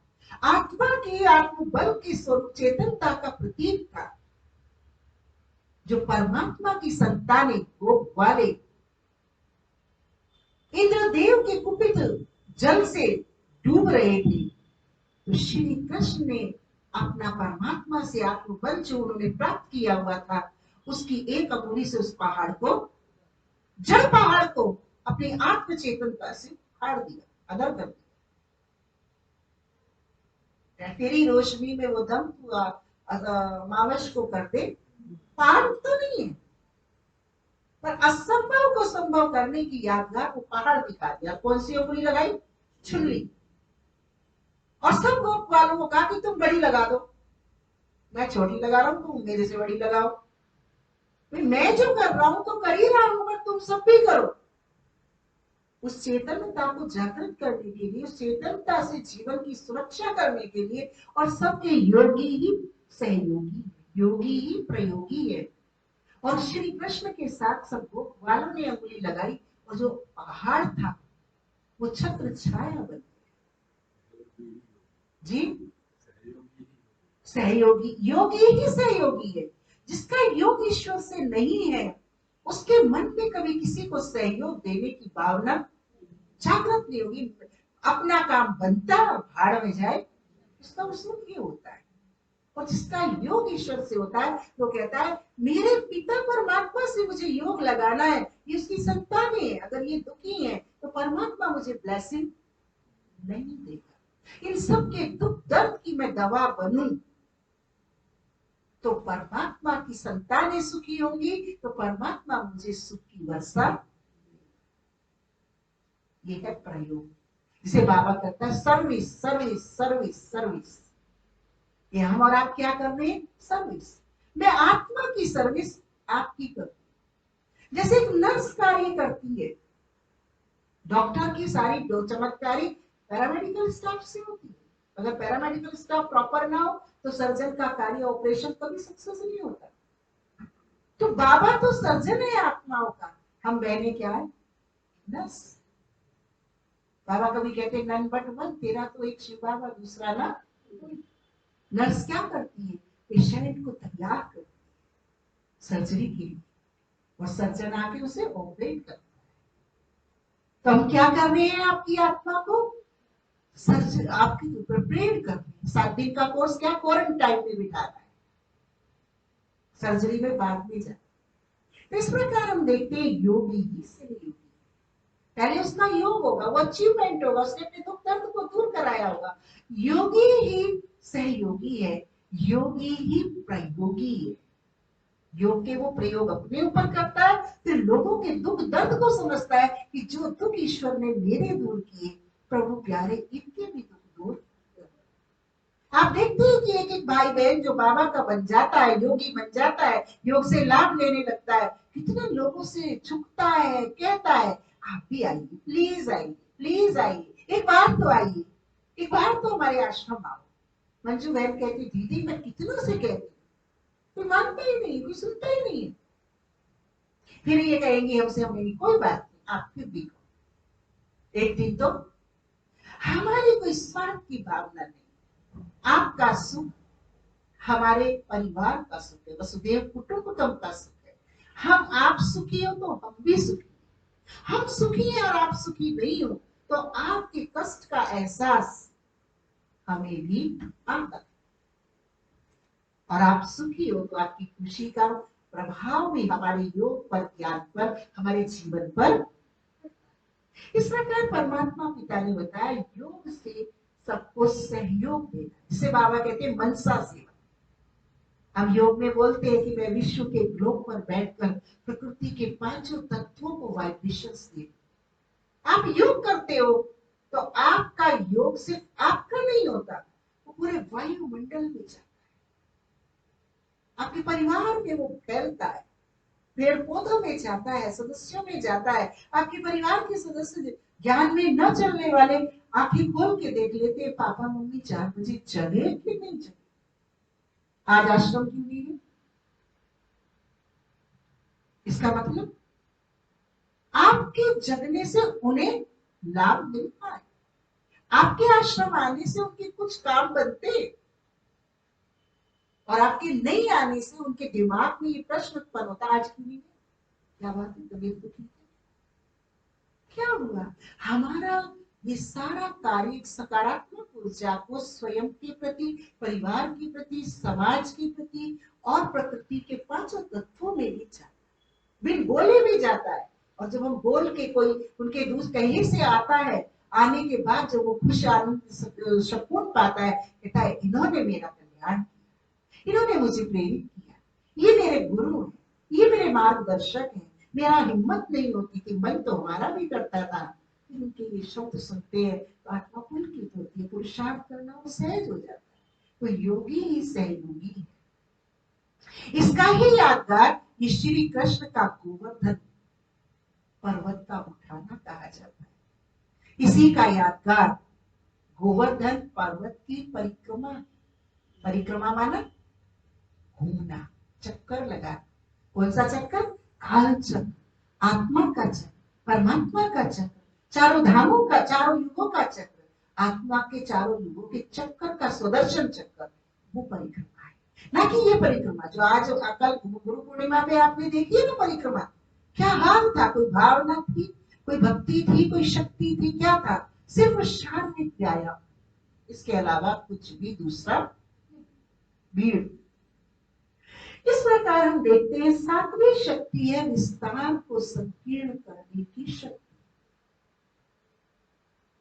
क्या करें बहन जी बताओ, भाई बेटा को क्या ही ना हुआ, आपको बेटे का ब्याह करना ही नहीं है, आपने किया ही नहीं है, जैसे आप करना समझ बैठे हो ना, मैंने 4 बच्चे सेट कर दिए, आपने कुछ नहीं, वे तो अपना कार्मिक अकाउंट, अपना कारोबार सब लेके आए थे, वो समय प्रमाण सब कुछ होना ही था। जैसे हम कहते हैं, मैं क्या, किसान कहता है मैं पानी चला रहा हूँ, क्या कहता है किसान, खेत में देखा पानी चलाते हुए किसी किसान को, एक ने देखा, सबने देखा। पानी को किसान चलाता है या पानी खुद चलता है, सिर्फ नाके खोलता है, नाके लगाता है, बोले पानी का काम तो खुद चलना है बहन जी, भाई साहब, पानी को किसान ने नहीं चलाया। ये खेत सूखा है, इधर का मट्टी हटा दी फावड़े से, इधर चला गया, रुख बदलता है, भर जाता है, उधर से मिट्टी लगा देता है, सूखे की तरफ खोल देता है। फिर रजवाए से नाली के थ्रू खेत में पानी आता है, और जब पूरा ही खेत भर जाता है तो जाके नाली को बंद कर जाता है। इतना सही तो काम करता है, पानी का काम तो कुछ चलना है। तो जो इसीलिए कहा जाता है हमारी भारतीय संस्कृति में कि 12 वर्ष तक के बच्चे का तो पाप पुण्य का प्रभाव पेरेंट्स पर पड़ता है, उसके बाद कर्म का प्रभाव और फल उसमें इंटरफेरेंस की बजाय कुछ नहीं करते पेरेंट्स, मैं के कारण मैं करता हूं। आपने कितने वर्ग लड़कियों के लिए ढूंढे होते हैं, लेकिन जो फाइनल होता है वो पहले से होता है। लड़कियों के लिए कितने ढूंढे पर देखने वाले आते हैं, आप कितना दिमाग चलाते हैं, और जो आनी है वही आनी है। क्या किया तुमने, विस्तार को बढ़ा लेते, खुद को खुदा समझ बैठते। लेकिन सहज राज्यों की पालना करने से हम जब चाहे अपने विस्तार को समेट सकते, फुल स्टॉप, विथड्रॉल। आजकल घर में सबने कछुआ रखना शुरू कर दिया कि धन बढ़ेगा, पर कछुए की जो कला थी वो किसी ने नहीं सीखी। धन बढ़ेगा तो बढ़ेगा कैसे, कछुआ तो ला के रख लिया, और कछुआ करता क्या है किसी को नहीं पता। ये सहज राज्यों को हमें बताता है। बाबा कहते हैं hear no evil, see no evil, talk no evil, पर सबसे पहले थिंक नो इविल। विल। बच्चा किसने दिया? प्रभु जी ने। जिसके नहीं है बच्चे, 4 शादी करने के बाद भी उससे पूछ के आओ कि कहाँ से लाएगा बच्चा भाई। जिनके हैं वो उस पर महत्व को नहीं समझते। संसार की जो भी मेरी भौतिक उपलब्धि है, सांसारिक उपलब्धि है, तो सबका दाता कौन है? अदृश्य परोक्ष वो ईश्वर है। और मेरी आत्मा की शक्ति, मेरी कार्मिक अकाउंट है। तो परमात्मा पिता ने बताया तुम्हें राज्यों की जब हम बनते हैं तो फालतू बातों के विस्तार को समेट लेते। आप बढ़िया से 1 करोड़ की शादी लड़की की करते हो, खूब समझा बुझा के हर तरह से दान दे के सूक्ष्म स्थूल योग्य सब कुछ करे, सौंदर्य सब कुछ देते हो, लेकिन फिर भी एडजस्टमेंट नहीं मिलता। बहू का आप 50 तोले सोना दे के लाते हो, फिर भी घर में चल एडजस्टमेंट नहीं होता। कारण राजयोग का अभ्यास न होने के कारण परख शक्ति नहीं, सहन शक्ति नहीं, समाने की शक्ति नहीं, निर्णय करने की शक्ति नहीं, हमें संबंध को निभाने की शक्ति नहीं,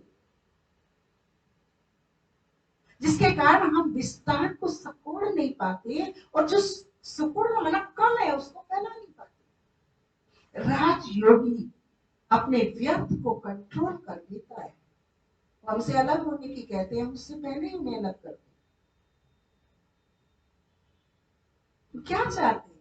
आज की जनरेशन क्या चाहती है? आज हम उनके अकॉर्डिंग सब कुछ कर देते हैं, फिर भी वो संतुष्ट नहीं होती, क्योंकि उनकी चाइना का लिमिटेशन कोई है ही नहीं। इसलिए हमें अपनी कुछ परमात्मा से जोड़कर अपने को फुल स्टॉप करना है। हम उनके क्षेत्र में दखलंदाजी, क्योंकि वो अपने कार्मिक अकाउंट का फल पा रहे हैं। कछुआ क्या करता है? जब चाहे अपनी इंद्रियों को समेट लेता है और जब चाहे अपनी इंद्रियों को, कोई हमसे कोई राय सलाह कर रहा है जरूर दे, पर नहीं कर रहा तो अपनी आत्मा की शुद्धिकरण में, परमात्मा के शुद्धिकरण में भी जी रहे। विस्तार को समेट ले।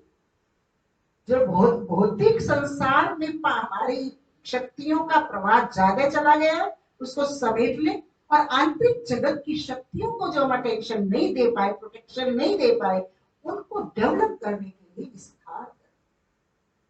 तो हमारे जीवन में क्या आ जाएगी?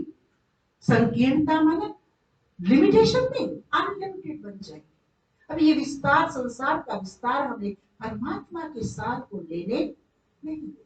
राजयोग हमें भौतिक जगत के विस्तार को नियंत्रित करने की शक्ति देता है और आंतरिक जगत के सकुचित संसार को विस्तृत करने की ताकत देता है। 8वां है समेटने की शक्ति। कौन सी 8वीं शक्ति? सादा जीवन, उच्च विचार। हर पल जीवन रेडी है। बिस्तर कितना बड़ा होता है, लेकिन उसे मोड़ के, फोल्ड करके छोटा करके। मिलिट्री मैन का बिस्तर बोलिए, ओमवीर जी, यही पोजीशन रहेगी। ट्रांसफरेबल जॉब वालों का भी यही पोजीशन रहती है। उनके डब्बे पैकिंग के खाली रखे ही रहते हैं घर के, इसमें पैकिंग करके 2.5 साल बाद चलना है।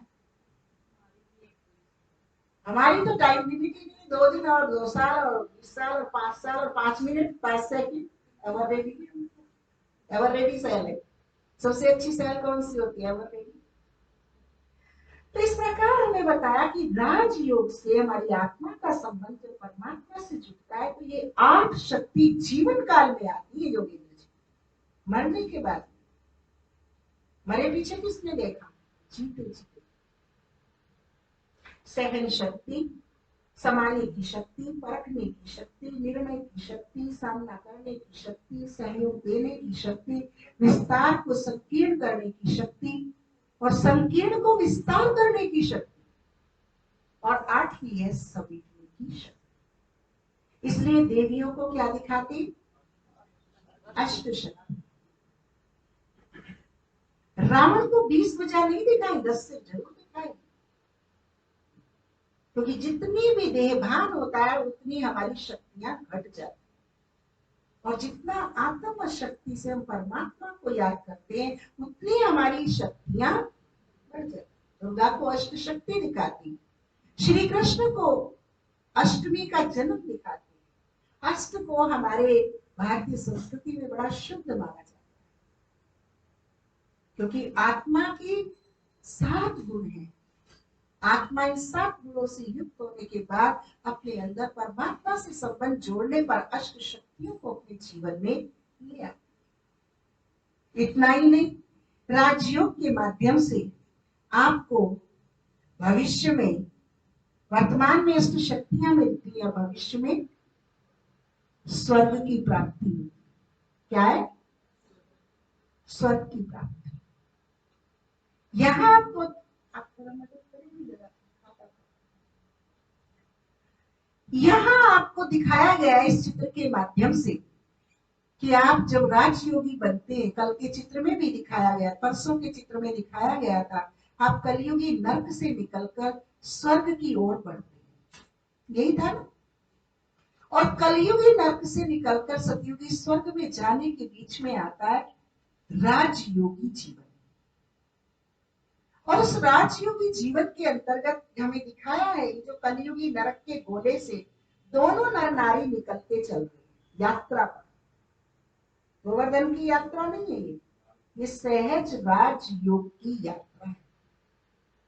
जब यहां से दोनों नर नारी निकलकर चलते हैं तो सर्वप्रथम हमारा एग्जामिनर आता है, एग्जाम आता है काम महाशत्रु का। काम कांटों की शैया है, जो खुद भी लहूलुहान होता है, दूसरे को भी दुखी करता है। तो यहाँ क्या है, जो अपने को आत्मा समझकर परमात्मा को याद कर रहे, देख रहे ना, यहाँ पे तार आ रहा है और आत्मा समझकर परमात्मा को याद कर रही है महिला। तो वो क्या करता है, जंप कर जाता है, इसको काम क्रॉस कर जाता है। यात्रा चालू है, आगे चलते हैं तो क्रोध रूपी ज्वाला जल रही। लेकिन राजयोग हमें बताता है कि मैं आत्मा शांत स्वरूप हूं और शांति के सागर से उसका बुद्धि योग जुटा हुआ। प्रहलाद की कहानी क्या है, होलिका जो उसकी बुआ थी। इतनी सुंदर दंत कथाएं हमारे भारत में बनी हुई है आत्मिक शक्ति को उबारने के लिए, लेकिन हम ले नहीं पाए। जो सिद्धियां प्राप्त हुआ थी वो जल गई, और जो नॉर्मल परमात्मा की याद में रहने वाला प्रहलाद बालक था वो अग्नि में बच गया। तो कौन सी अग्नि थी? ये काम अग्नि, क्रोध अग्नि। जो परमात्मा को याद करने वाले बच्चे होते हैं, आत्मिक संतानें होती हैं, वो इस काम अग्नि से, क्रोध अग्नि से बच जाते हैं। उनका तार परमात्मा से जुटा रहता है। देख रहे ना, दिखाई दे रहा है सबको। फिर आगे चलते, एग्जाम पास हो गया, काम का पास हुआ, क्रोध का पास हुआ, फिर आ गया लोभ। लोभ में हमारे सामने आ गई प्रॉपर्टी, गहने। मैया की बात मानेंगे, भैया की बात मानेंगे तो ये मिलेगा, भगवान की मानेंगे तो क्या मिलेगा। लेकिन आत्मिक आनंद, आत्मिक सुख लोभ को छोड़कर परमात्मा आनंद को जो प्राप्त करता है, उसके लिए गहने और ये जमीन और ये जायदाद, ये नौकरी, ये टोकरी कोई मायने नहीं। तो आत्मिक आनंद में इन सबको क्रॉस कर जाता है। फिर आता है मोह। मोह क्या है? मकड़ी का जाला। आपने देखा है मकड़ी का गोला जारा बनाने वाला कहाँ होता है? उसका हाथ कहाँ होता है मकड़ी का? देखा है मकड़ी का हाथ? मकड़ी के हाथ तो दीवार पे चिपके रहते, सारा कुछ उसके मुंह में होता है। लार, मकड़ी लार से जाले को पूरती जाती है, पूरती जाती है, फिर जाले के अंदर, अब जाला काटे तो निकले और जाला कटे तो जाले का महत्व। या तो जाला बचेगा या तो मकड़ी बचेगी। तो हम भी क्या करते हैं, बड़े जीवन पर्यंत अभी कह रहे थे मृत्यु से डर क्यों लगता है, मोह है। मोह वो कुछ नहीं है, दुआ सलाम का आपस में है ही नहीं, मोह का बात का। राजी खुशी एक दूसरे की पूछते नहीं, मोह का बात का। वैसे धींगा मस्ती चिपका चिपकी कर रहे, बताओ।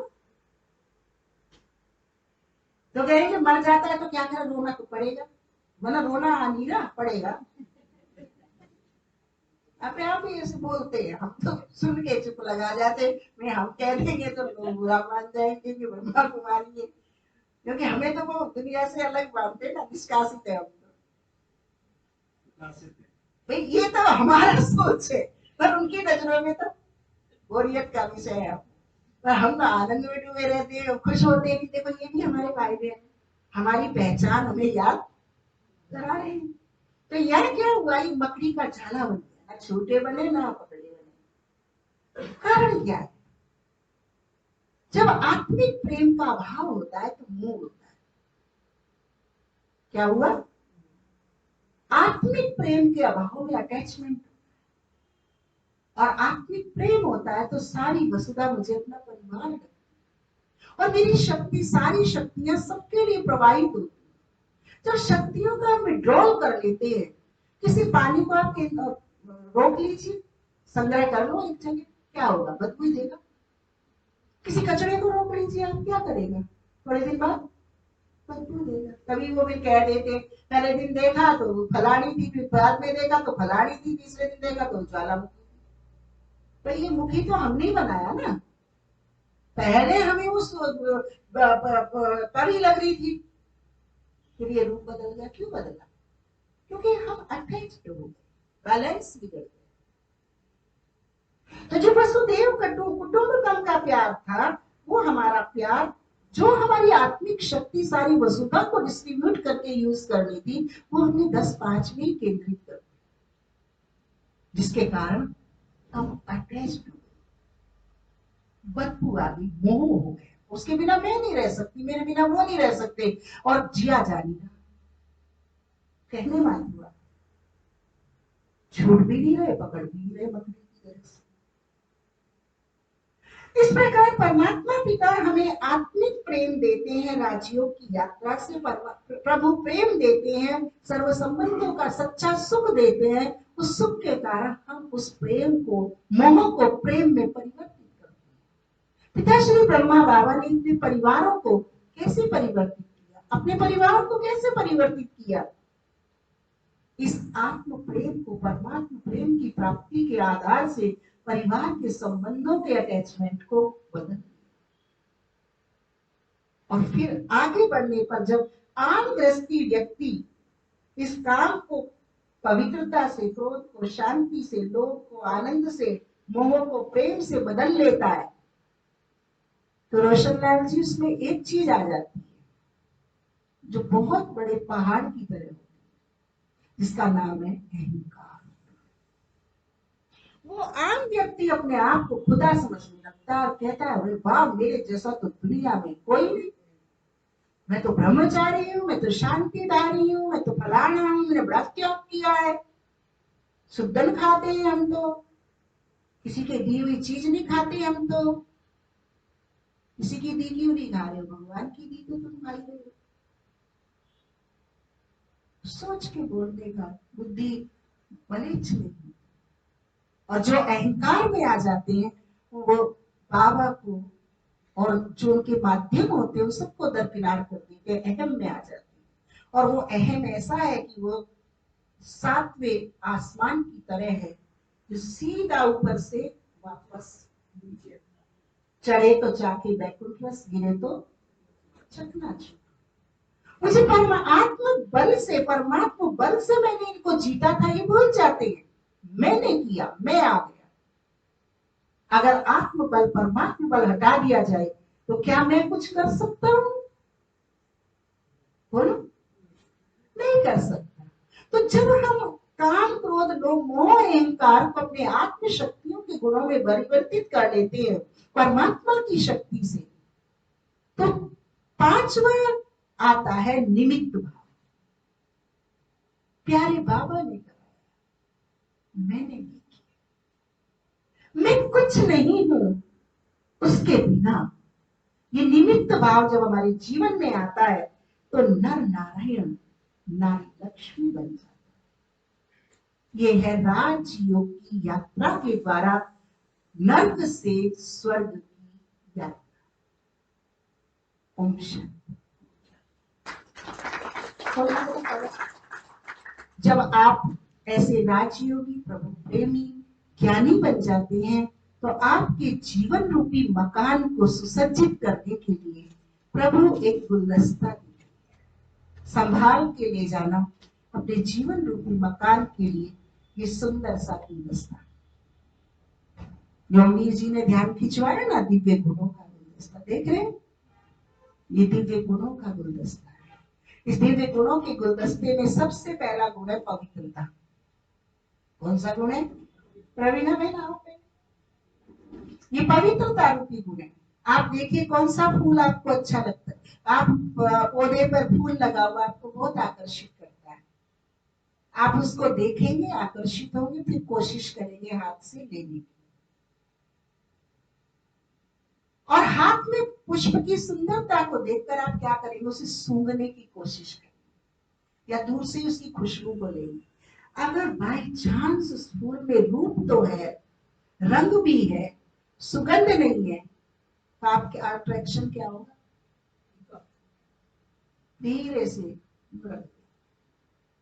अगर उसमें खुशबू है तो नजदीक रखें।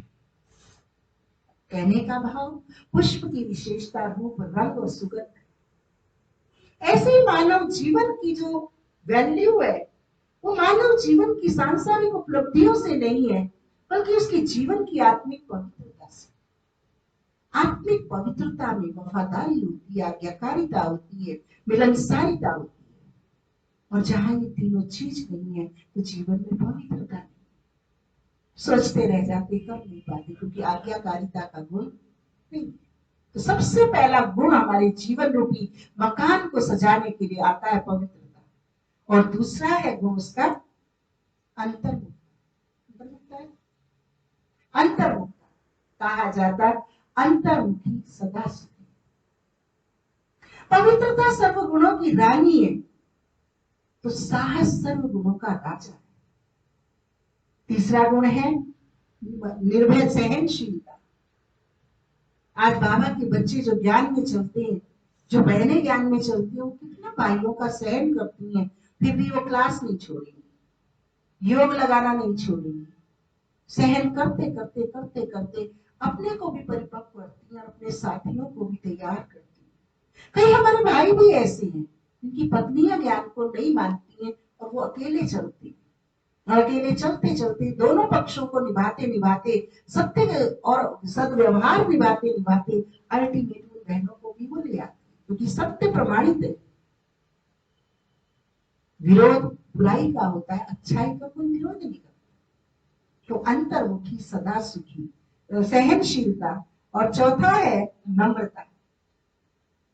नम्रता रूपी गुण, कभी नम्रता ऐसा गुण है जो अस्तित्व को कभी नष्ट नहीं करता। आप देखो, आंधी तूफान आती है तो सीधे बड़े बड़े वृक्षों को उखाड़ फेंकती है, और जो घास होती है कोमल, वो आंधी तूफान में बिछ जाती है, और जैसे आंधी तूफान जाता है फिर से लहरा जाता है। नम्रता, हम्बलनेस। मुख में जिह्वा को ही हम देखते हैं, नम्र है तो वो मृत्यु से पहले और मृत्यु के बाद करते हैं। तो जीवन में नम्रता रूपी दिव्य गुण, जितना हम परमात्मा से सीखते जाते हैं, परमात्मा के साथ जुड़ते जाते हैं, चैतन्यता हमारी बनती जाती है, उतनी नम्रता आ जाती है। और पांचवा गुण है निर्भयता, सत्यता, निर्भयता। निर्भीक व्यक्ति किसी से नहीं डरता, वो अपने कर्मों से डरता है। आज मानो किसी से नहीं डरता, अपने कर्मों से भी नहीं डरता, ईश्वर से भी नहीं डरता। आज वो कर्म के परिणाम से ही डरता है। जब आ पड़ती तभी वो फिर से सब याद आते हैं।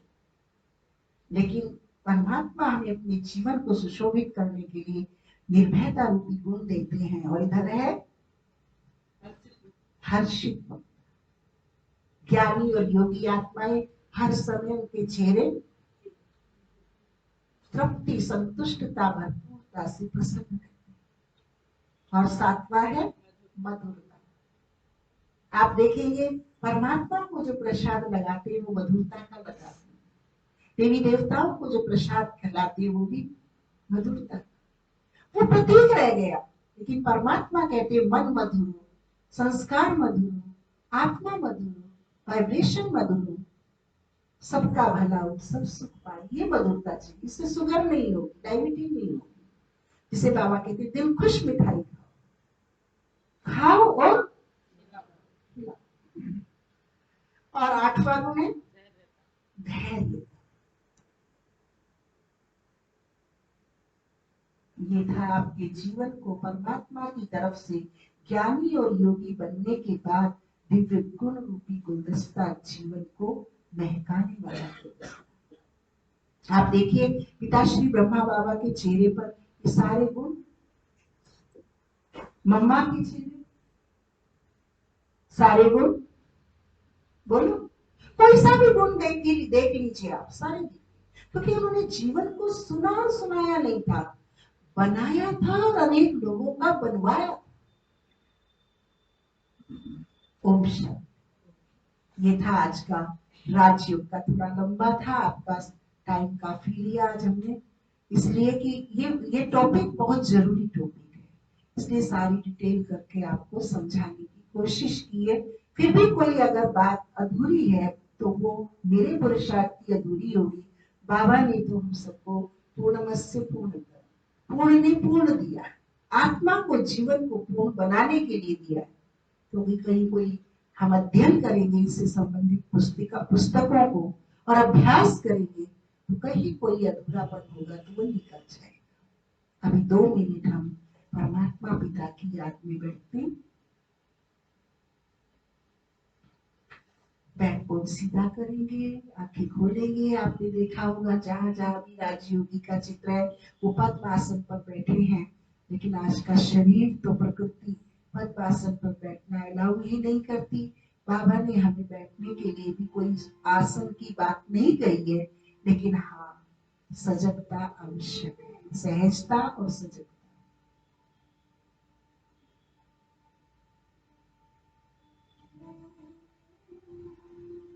दो भ्रकुटी के मध्य चैतन्य शक्ति आत्मा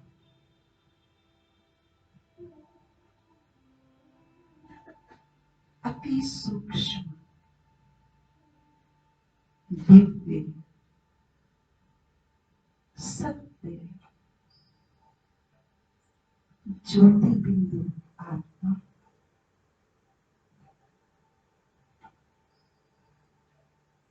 ये शरीर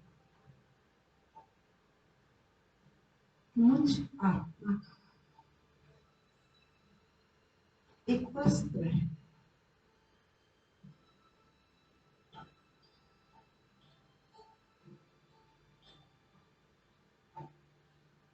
मैं आत्मा इस देह को धारण कर सृष्टि रंगमंच पर पार बजा रही हूं।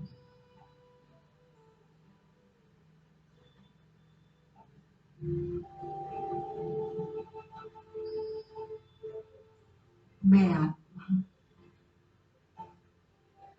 शांति धाम परम धाम की रहने वाली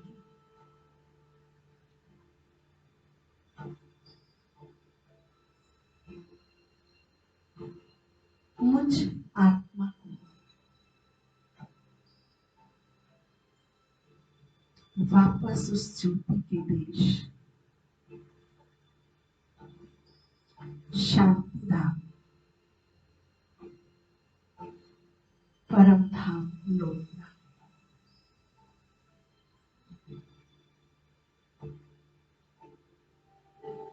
मन और बुद्धि के द्वारा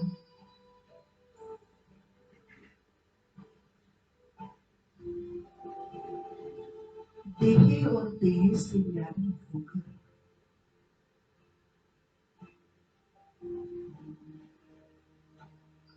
पांच तत्वों से बाहर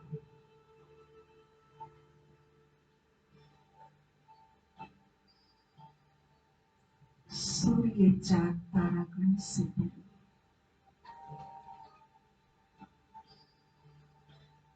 स्वयं प्रकाशित योग विचार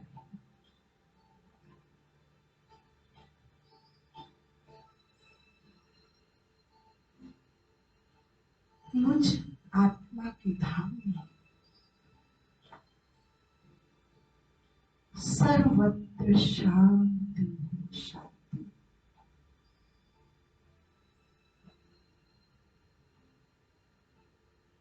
प्रकाश ही प्रकाश है।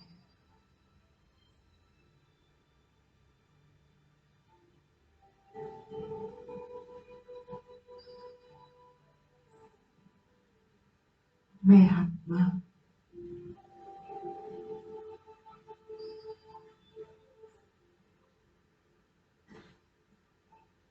शांत स्वरूप हूँ।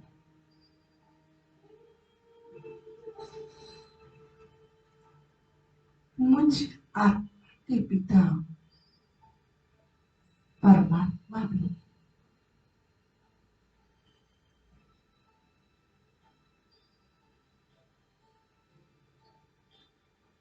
अति सूक्ष्म ज्योतिर्बिंदु स्वरूप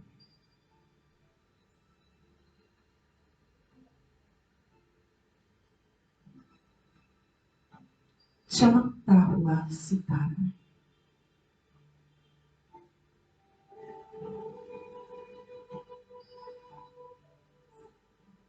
मैं आत्मा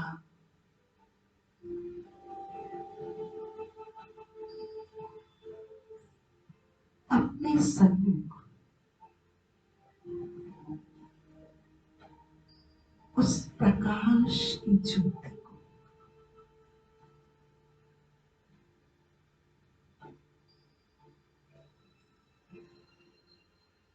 प्रकाश की किरणों के द्वारा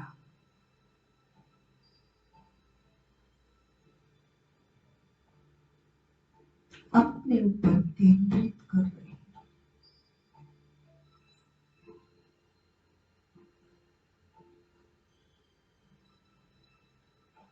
मैं शांत स्वरूप आत्मा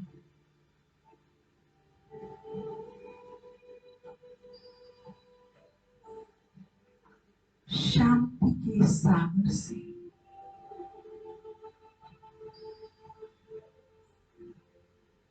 शांति की किरणें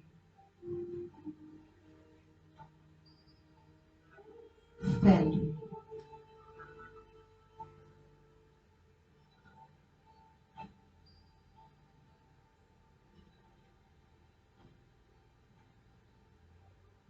ज्ञान के साथ शिव बाबा से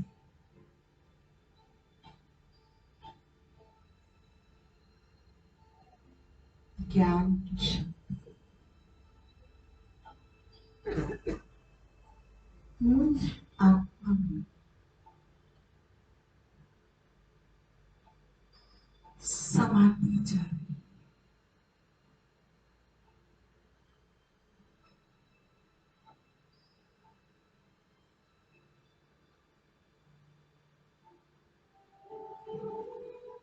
मैं आत्मा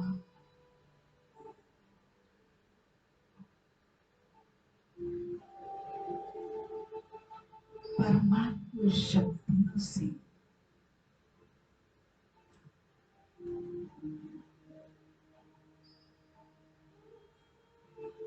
अपनी आत्मा की शक्ति को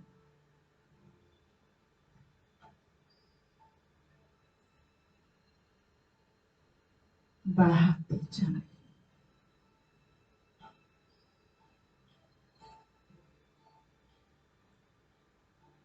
मैं आत्मा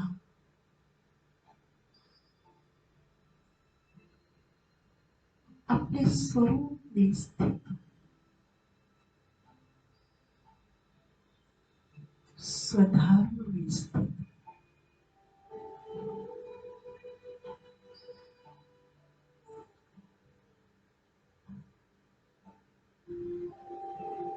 पुनः वापस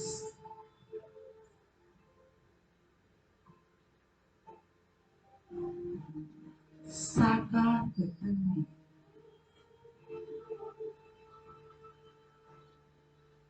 दो भ्रकुटी के मध्य विराजमान होकर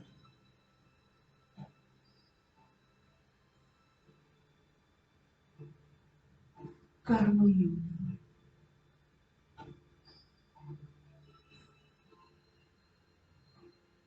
बनकर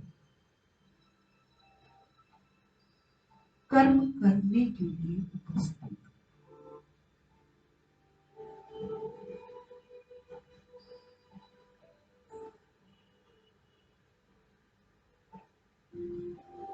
मैं आत्मा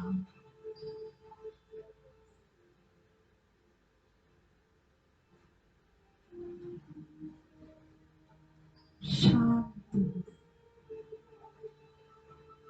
शक्ति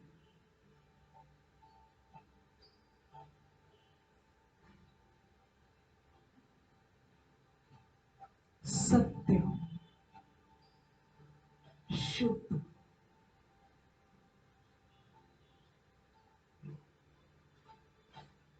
दो भ्रकुटी के मध्य अकाल तत्व विराजमान